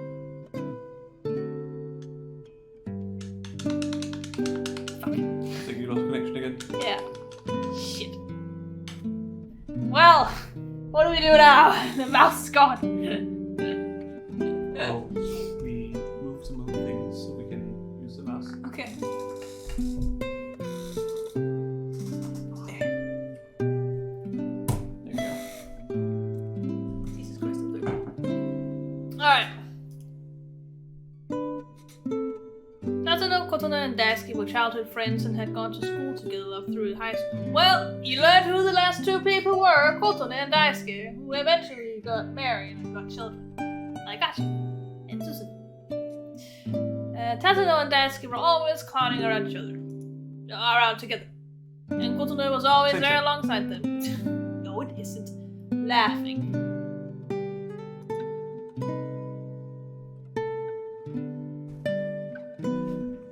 It had been quite some time since he'd gotten to walk alongside Dogen Saga with Kotono. How have you been lately? Oh, with a newborn to look after. It's been pretty hectic. But there's never a dull moment. Things have been good. I'm glad to hear it. Kotono was always as bright as a sunflower. Sometimes Tatano managed to convince himself that just the sight of her was enough. Outside the bank, Kotono held Suzune out to him. Tatano received the baby with an anxious frown. He's like, what do I do with this? What's with the face? I'm not good with babies. I haven't held one very often. Oh, you'll be fine. Don't worry. Just hold on to her for a bit while I take care of things inside. Oh, is she gonna die? Yeah. Alright. He held the baby gingerly like it was a bomb that might explode at any moment. Kotono chuckled softly. Ah, cute baby! Suzune stirred and squirmed in Tatano's arms. She kind of had Kotono's eyes, he thought. It was strange, the sensation of holding a child. She was so soft and light, and yet such a real and responsive presence. The faint warmth of her body warmed Tatano inwardly in turn.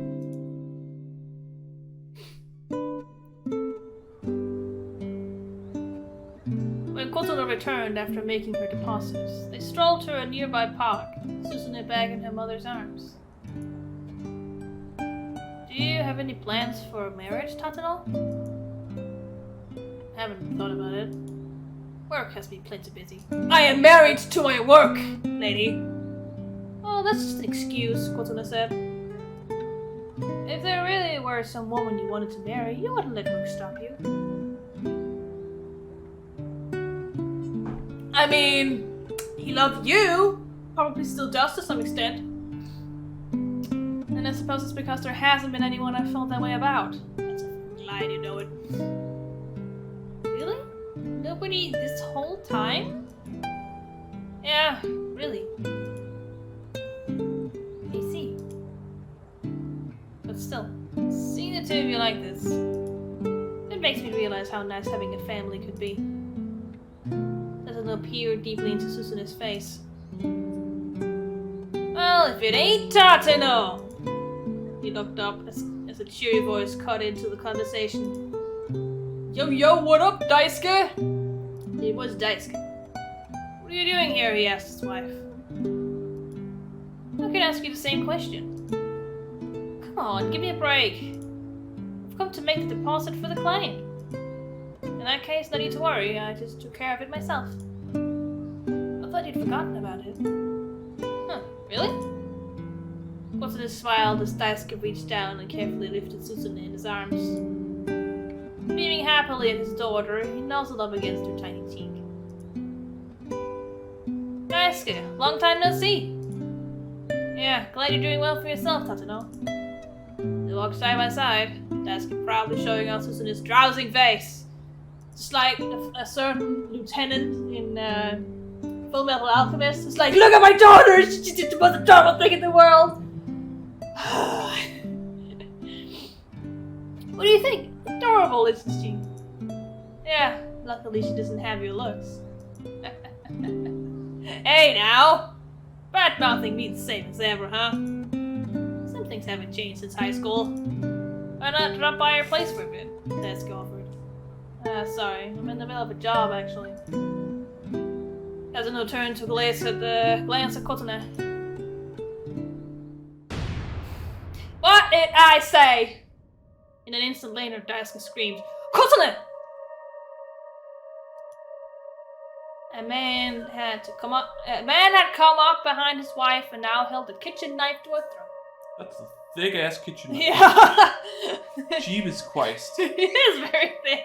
That's a fake one if I ever saw one. Pearls, what are you doing?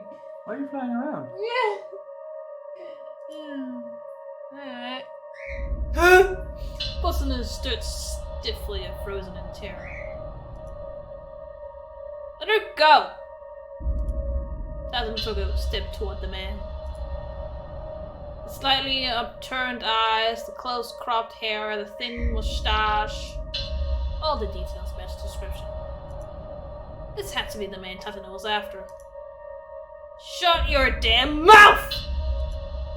You wanna try and kill me, huh? This lady here wants to try and kill me? The man was babbling nonsense.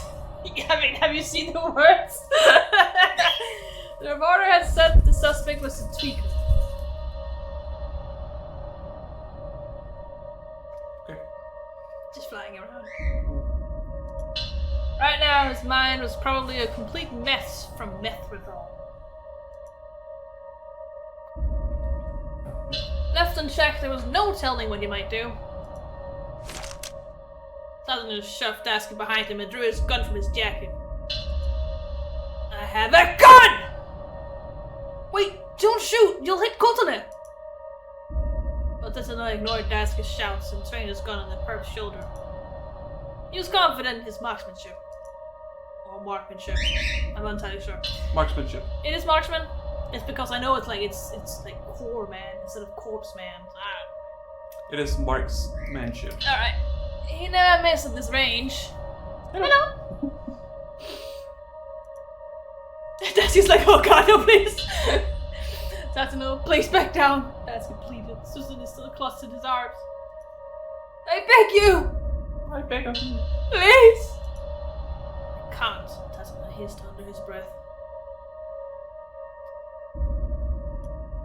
This isn't someone who can reason with. Someone we can reason with. Well, now you understand why Tatsuno's trying to kill Hitomi for Susanoo. Because he cares about Susanoo. A lot. Alright. The sailor began waving his knife about. He could stab it into Kotono at any moment. Tatsuno had to take the shot now. He aimed for the shoulder of the arm of the man held with his knife. He'll help with his knife and bleh! Tatsuno, stop! Daisuke shouted. Don't do this! For a brief moment, Tatsuno's eyes met Kotono's. He thought he saw her give a tiny nod. Don't shoot! Alright, Pearls. Woo! Look at that knife!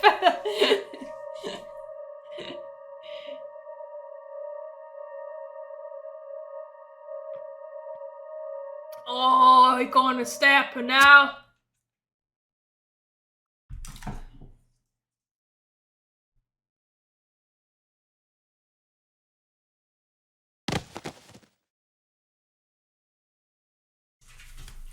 Don't fall. It was all over in an instant. By the time Tatsuno had the perp subdued, Koto's white shirt was soaked through with red. Bad end. Sadly, this is a flashback, so we can't really change this.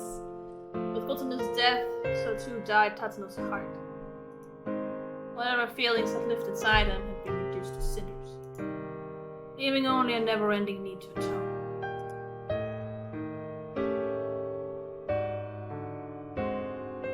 And thus is why he's trying to kill Hitomi. She is the only one he knows who has the same blood type. Countless times he'd thought of ending his life in order to make things up to Daisuke and his children. The only reason he didn't go through with it was that he knew death would be the easy way out. And so, he'd stayed on as a detective. He would carry the weight of his sins. Yeah, small action, small sins in it. He would carry the weight of his sins with him for as long as he lived. This was the sentence Tatsuno gave himself.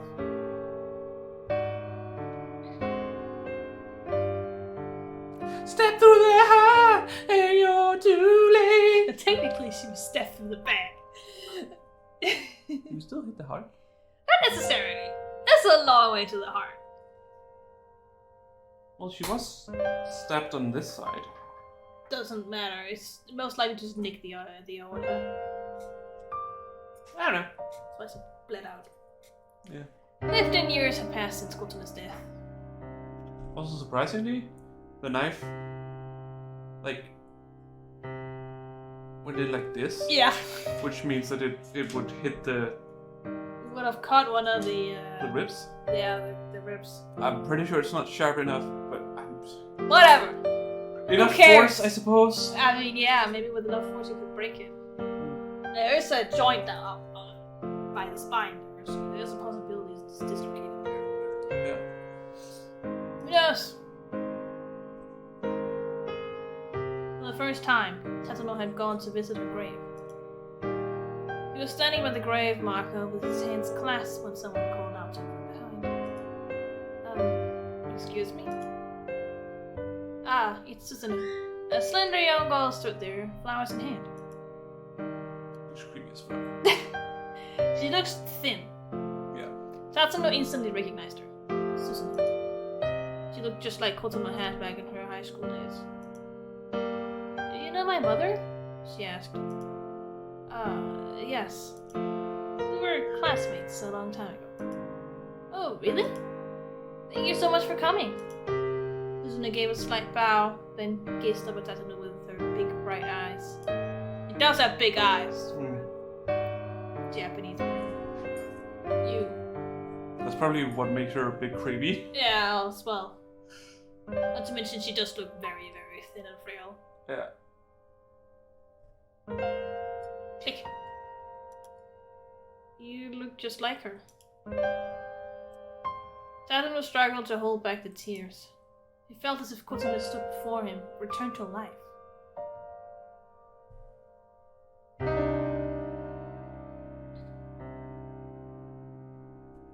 What up? It just reminded me of something. Okay.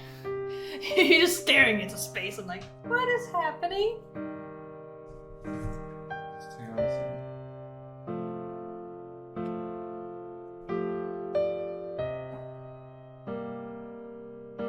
What are you looking for? You are a little rascal. You know that? Yeah. Boop, boop, boop, boop, boop, boop. Boop, boop, boop, boop. Your tears don't fall, they crash around me. What is that? My conscience calls the guilty to come home. Jesus Christ. Well, what do you expect from a band called Bullet for My Valentine? Okay. Well, alright then. Tears don't fall, crash around. My father tells me the same thing all the time. I'm sure once you're all grown up, you'll be just as beautiful as she was. A full smile came to Susune's face. Once I'm grown up? Well, I don't think that's going to happen. I guess I really do have a lot in common with my mother, including the part where I'm going to die young. She was. Yeah, I mean, she already knows she has a disease. Yeah. Don't be ridiculous, Tatano exclaimed. Why would you say such a horrible thing? Pearls! Suzune took a step backward, looking shocked to be rebuked by a stranger. My apologies, said Harvey. I didn't mean to startle you. Oh, it's alright, Suzune murmured, clutching the flowers close. Honestly, it's not something I like to talk about myself. But I'm sick, so there's not really anything I can do to change it. Sick? I have a heart condition. Heart condition! A generic expression for illnesses pertaining to the heart. Oh shit! Also referred to as heart disease. Yes! Includes things like heart failure, valvular, heart disease, and so forth. Anything to do with the heart, really. Shut through the heart! And it's too late! A transplant is the only thing that can help me. But my blood type is a little bit weird. And it doesn't look like they'll be able to find me a compatible donor. Compatible! The immune system exists to get rid of foreign substances in the body. Often a patient's immune system will attack a transplanted organ, which can result in the organ failing or functioning poorly. You To know, mitigate- graft versus host, or host versus graft, compared to what thing is attacking what. Ah, sorry! You just scared her. Yeah, I know. Sorry. I hit the notebook. Pearls. Yeah. It's okay. It's okay. To mitigate the risk of rejection, it is preferable for the donor and the I'm sorry. recipient to have matching blood tissue. In the case of a heart transplant, characteristics such as blood type and pre-sensitized antibodies, human leukocyte. Oh right, leukemia. Exactly. Leukocyte antigens. Yeah, leukocyte antigens must be screened ahead of time.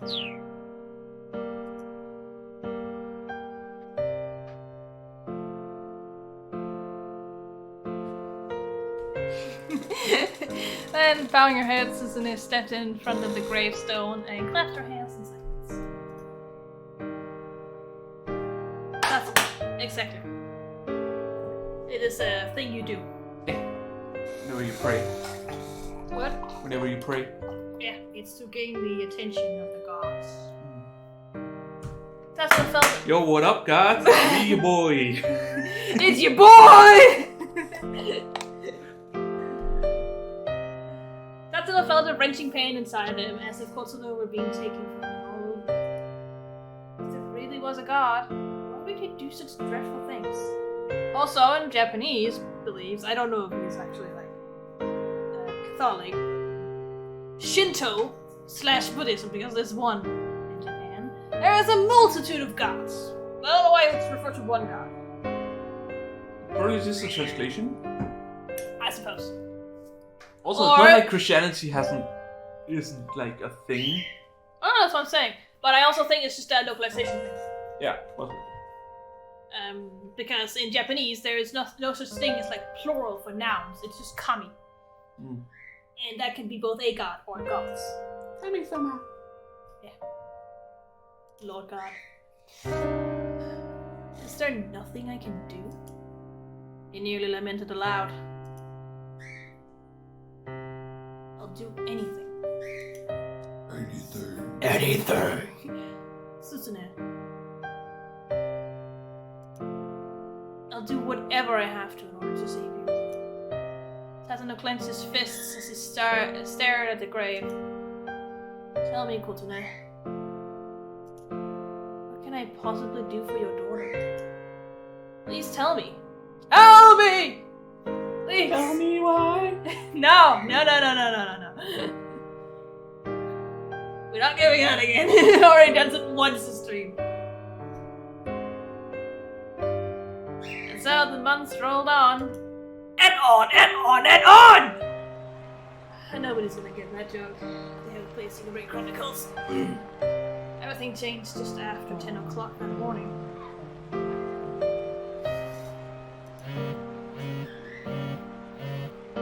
Wah, wah. Tatsuna was on a stake up when his cell phone rang. He glanced at the call display and saw Daisuke Endo's name. He hadn't heard from Daisuke in years now. Fearing that something bad happened to Susune, Tatsuna answered the call despite his current tense circumstances. Hello, girls. At once he heard Daisuke's wailing. Or Daisuke wailing. Susune had a seizure! She might not come back from this one. Cease at once!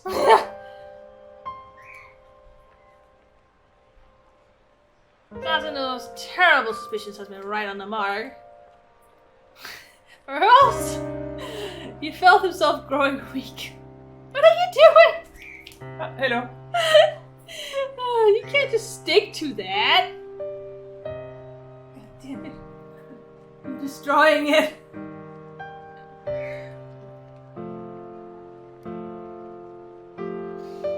Please, Daisuke exclaimed. You need to shoot that girl you're with, that Hitomi Osawa.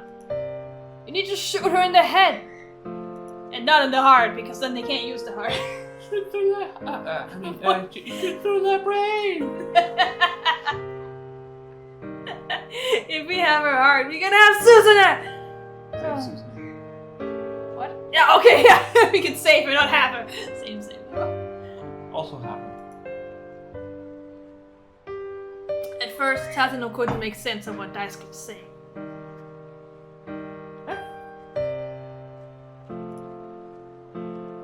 Hurry up and shoot!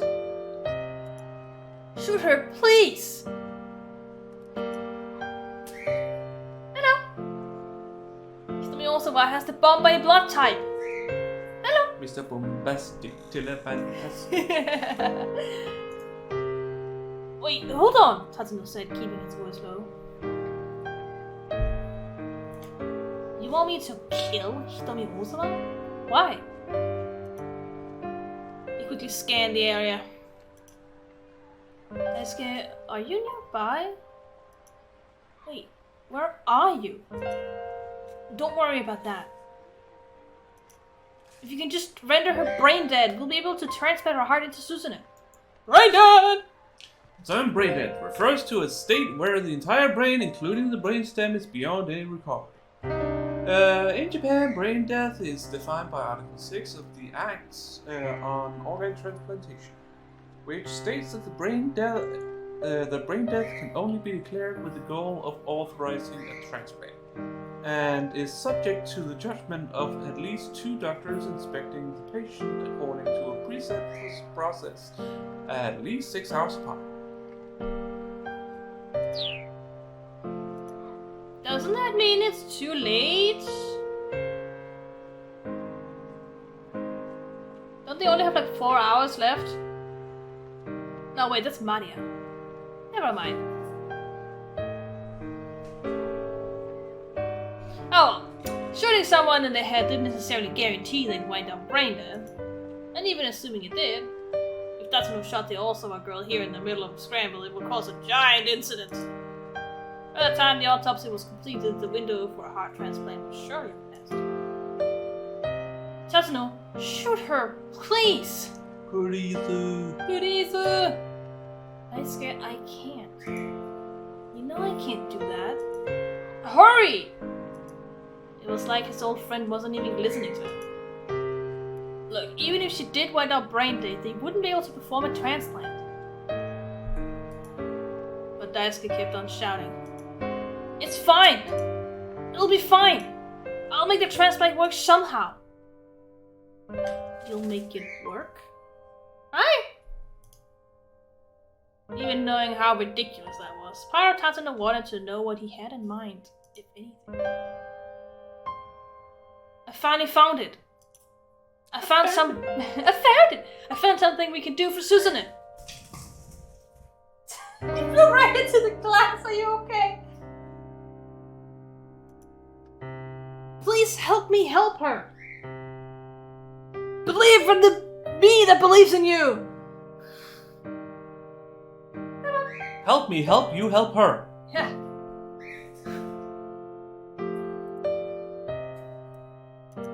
You felt this. Tatsuno understood Daisuke's feelings painfully well. To be helpless to stop the suffering of someone you loved. Nothing in the world hurt as much as that. I want to save Suzune. Tatsuno, this is the one thing I will ever ask of you. Tatsuno could hear choked weeping from the other end of the line. At that sound, something inside him shifted.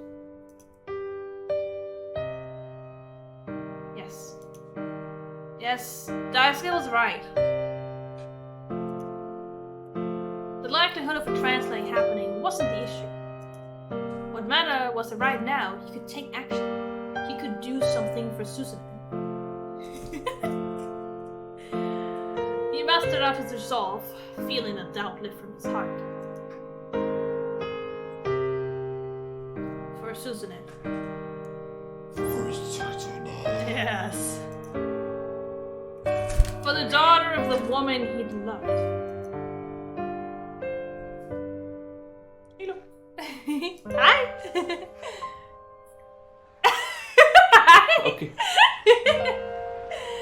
Tatsuno checked the gun tucked inside his jacket. Hi.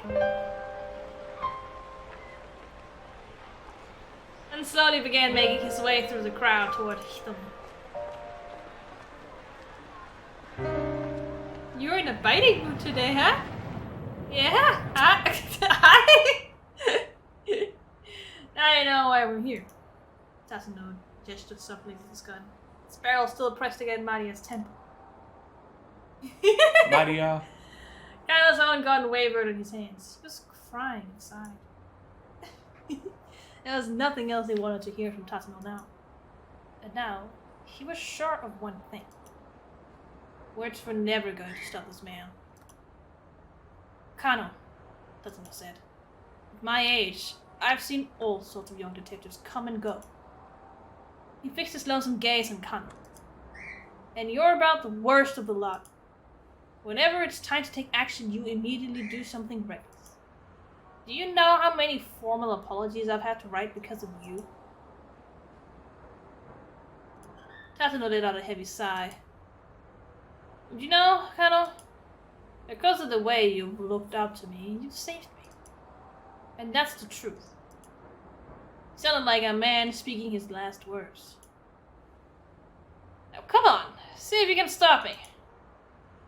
He pressed the gun harder against Maria's temple. Kana took aim at his former hero's head. Shaking. Detective Tatano! His finger wavered on the trigger. Shoot him. You have to shoot him. If you don't shoot him, Maria is going to die. Could say the rest of Shibuya. He tried desperately to convince himself. I am going to stop you. Tatano looked him coldly in the eye. Do it then. Shoot me. Shoot me! Tatano stared right back. He tightened his finger on the trigger.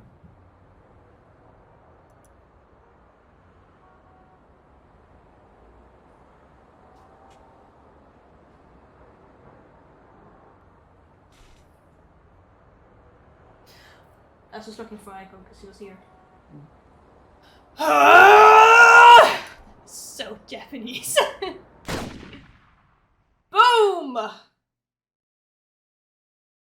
To be continued. It's time to stop. Yeah. It's getting late for us. It's almost 11 p.m. here. Yeah. I'm getting tired. Okay, girls. Pearls. Where's my case now?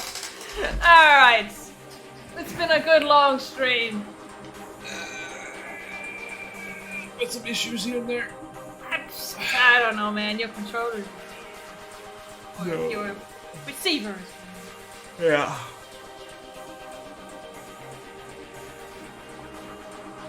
Well, hopefully once we're done with this game, we won't run into the issue again.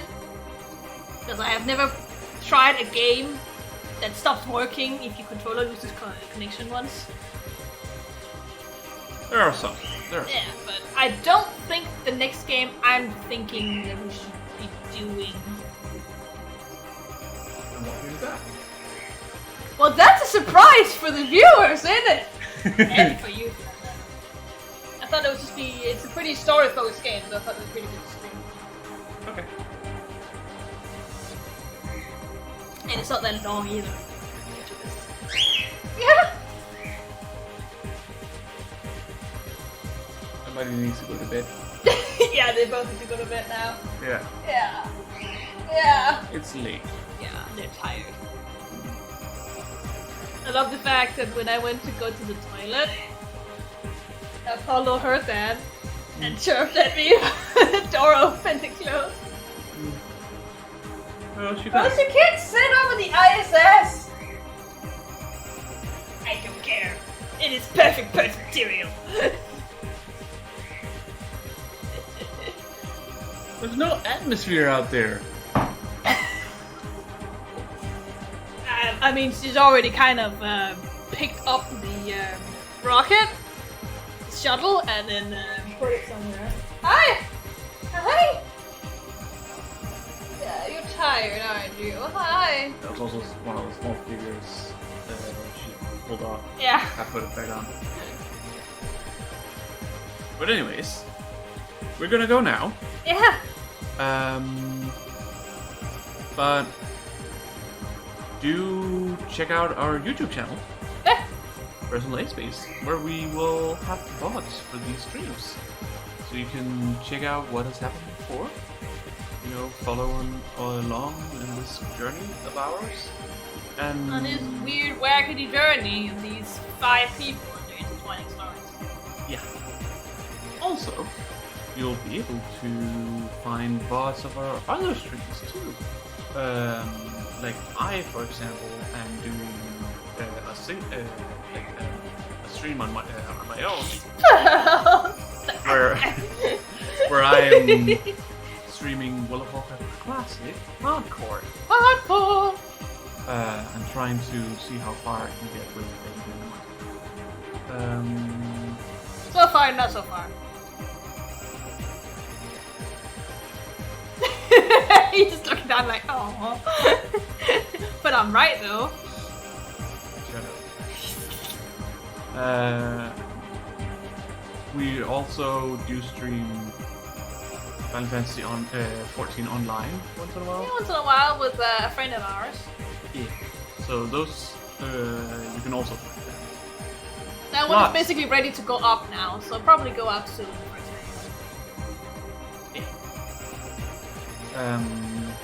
Also, there you will find a pre-recorded series. A game called Virtue's Last Reward. Your brain was like, wait, what was it called again? It's a serious game. That is good. That is enough to know what the game is called.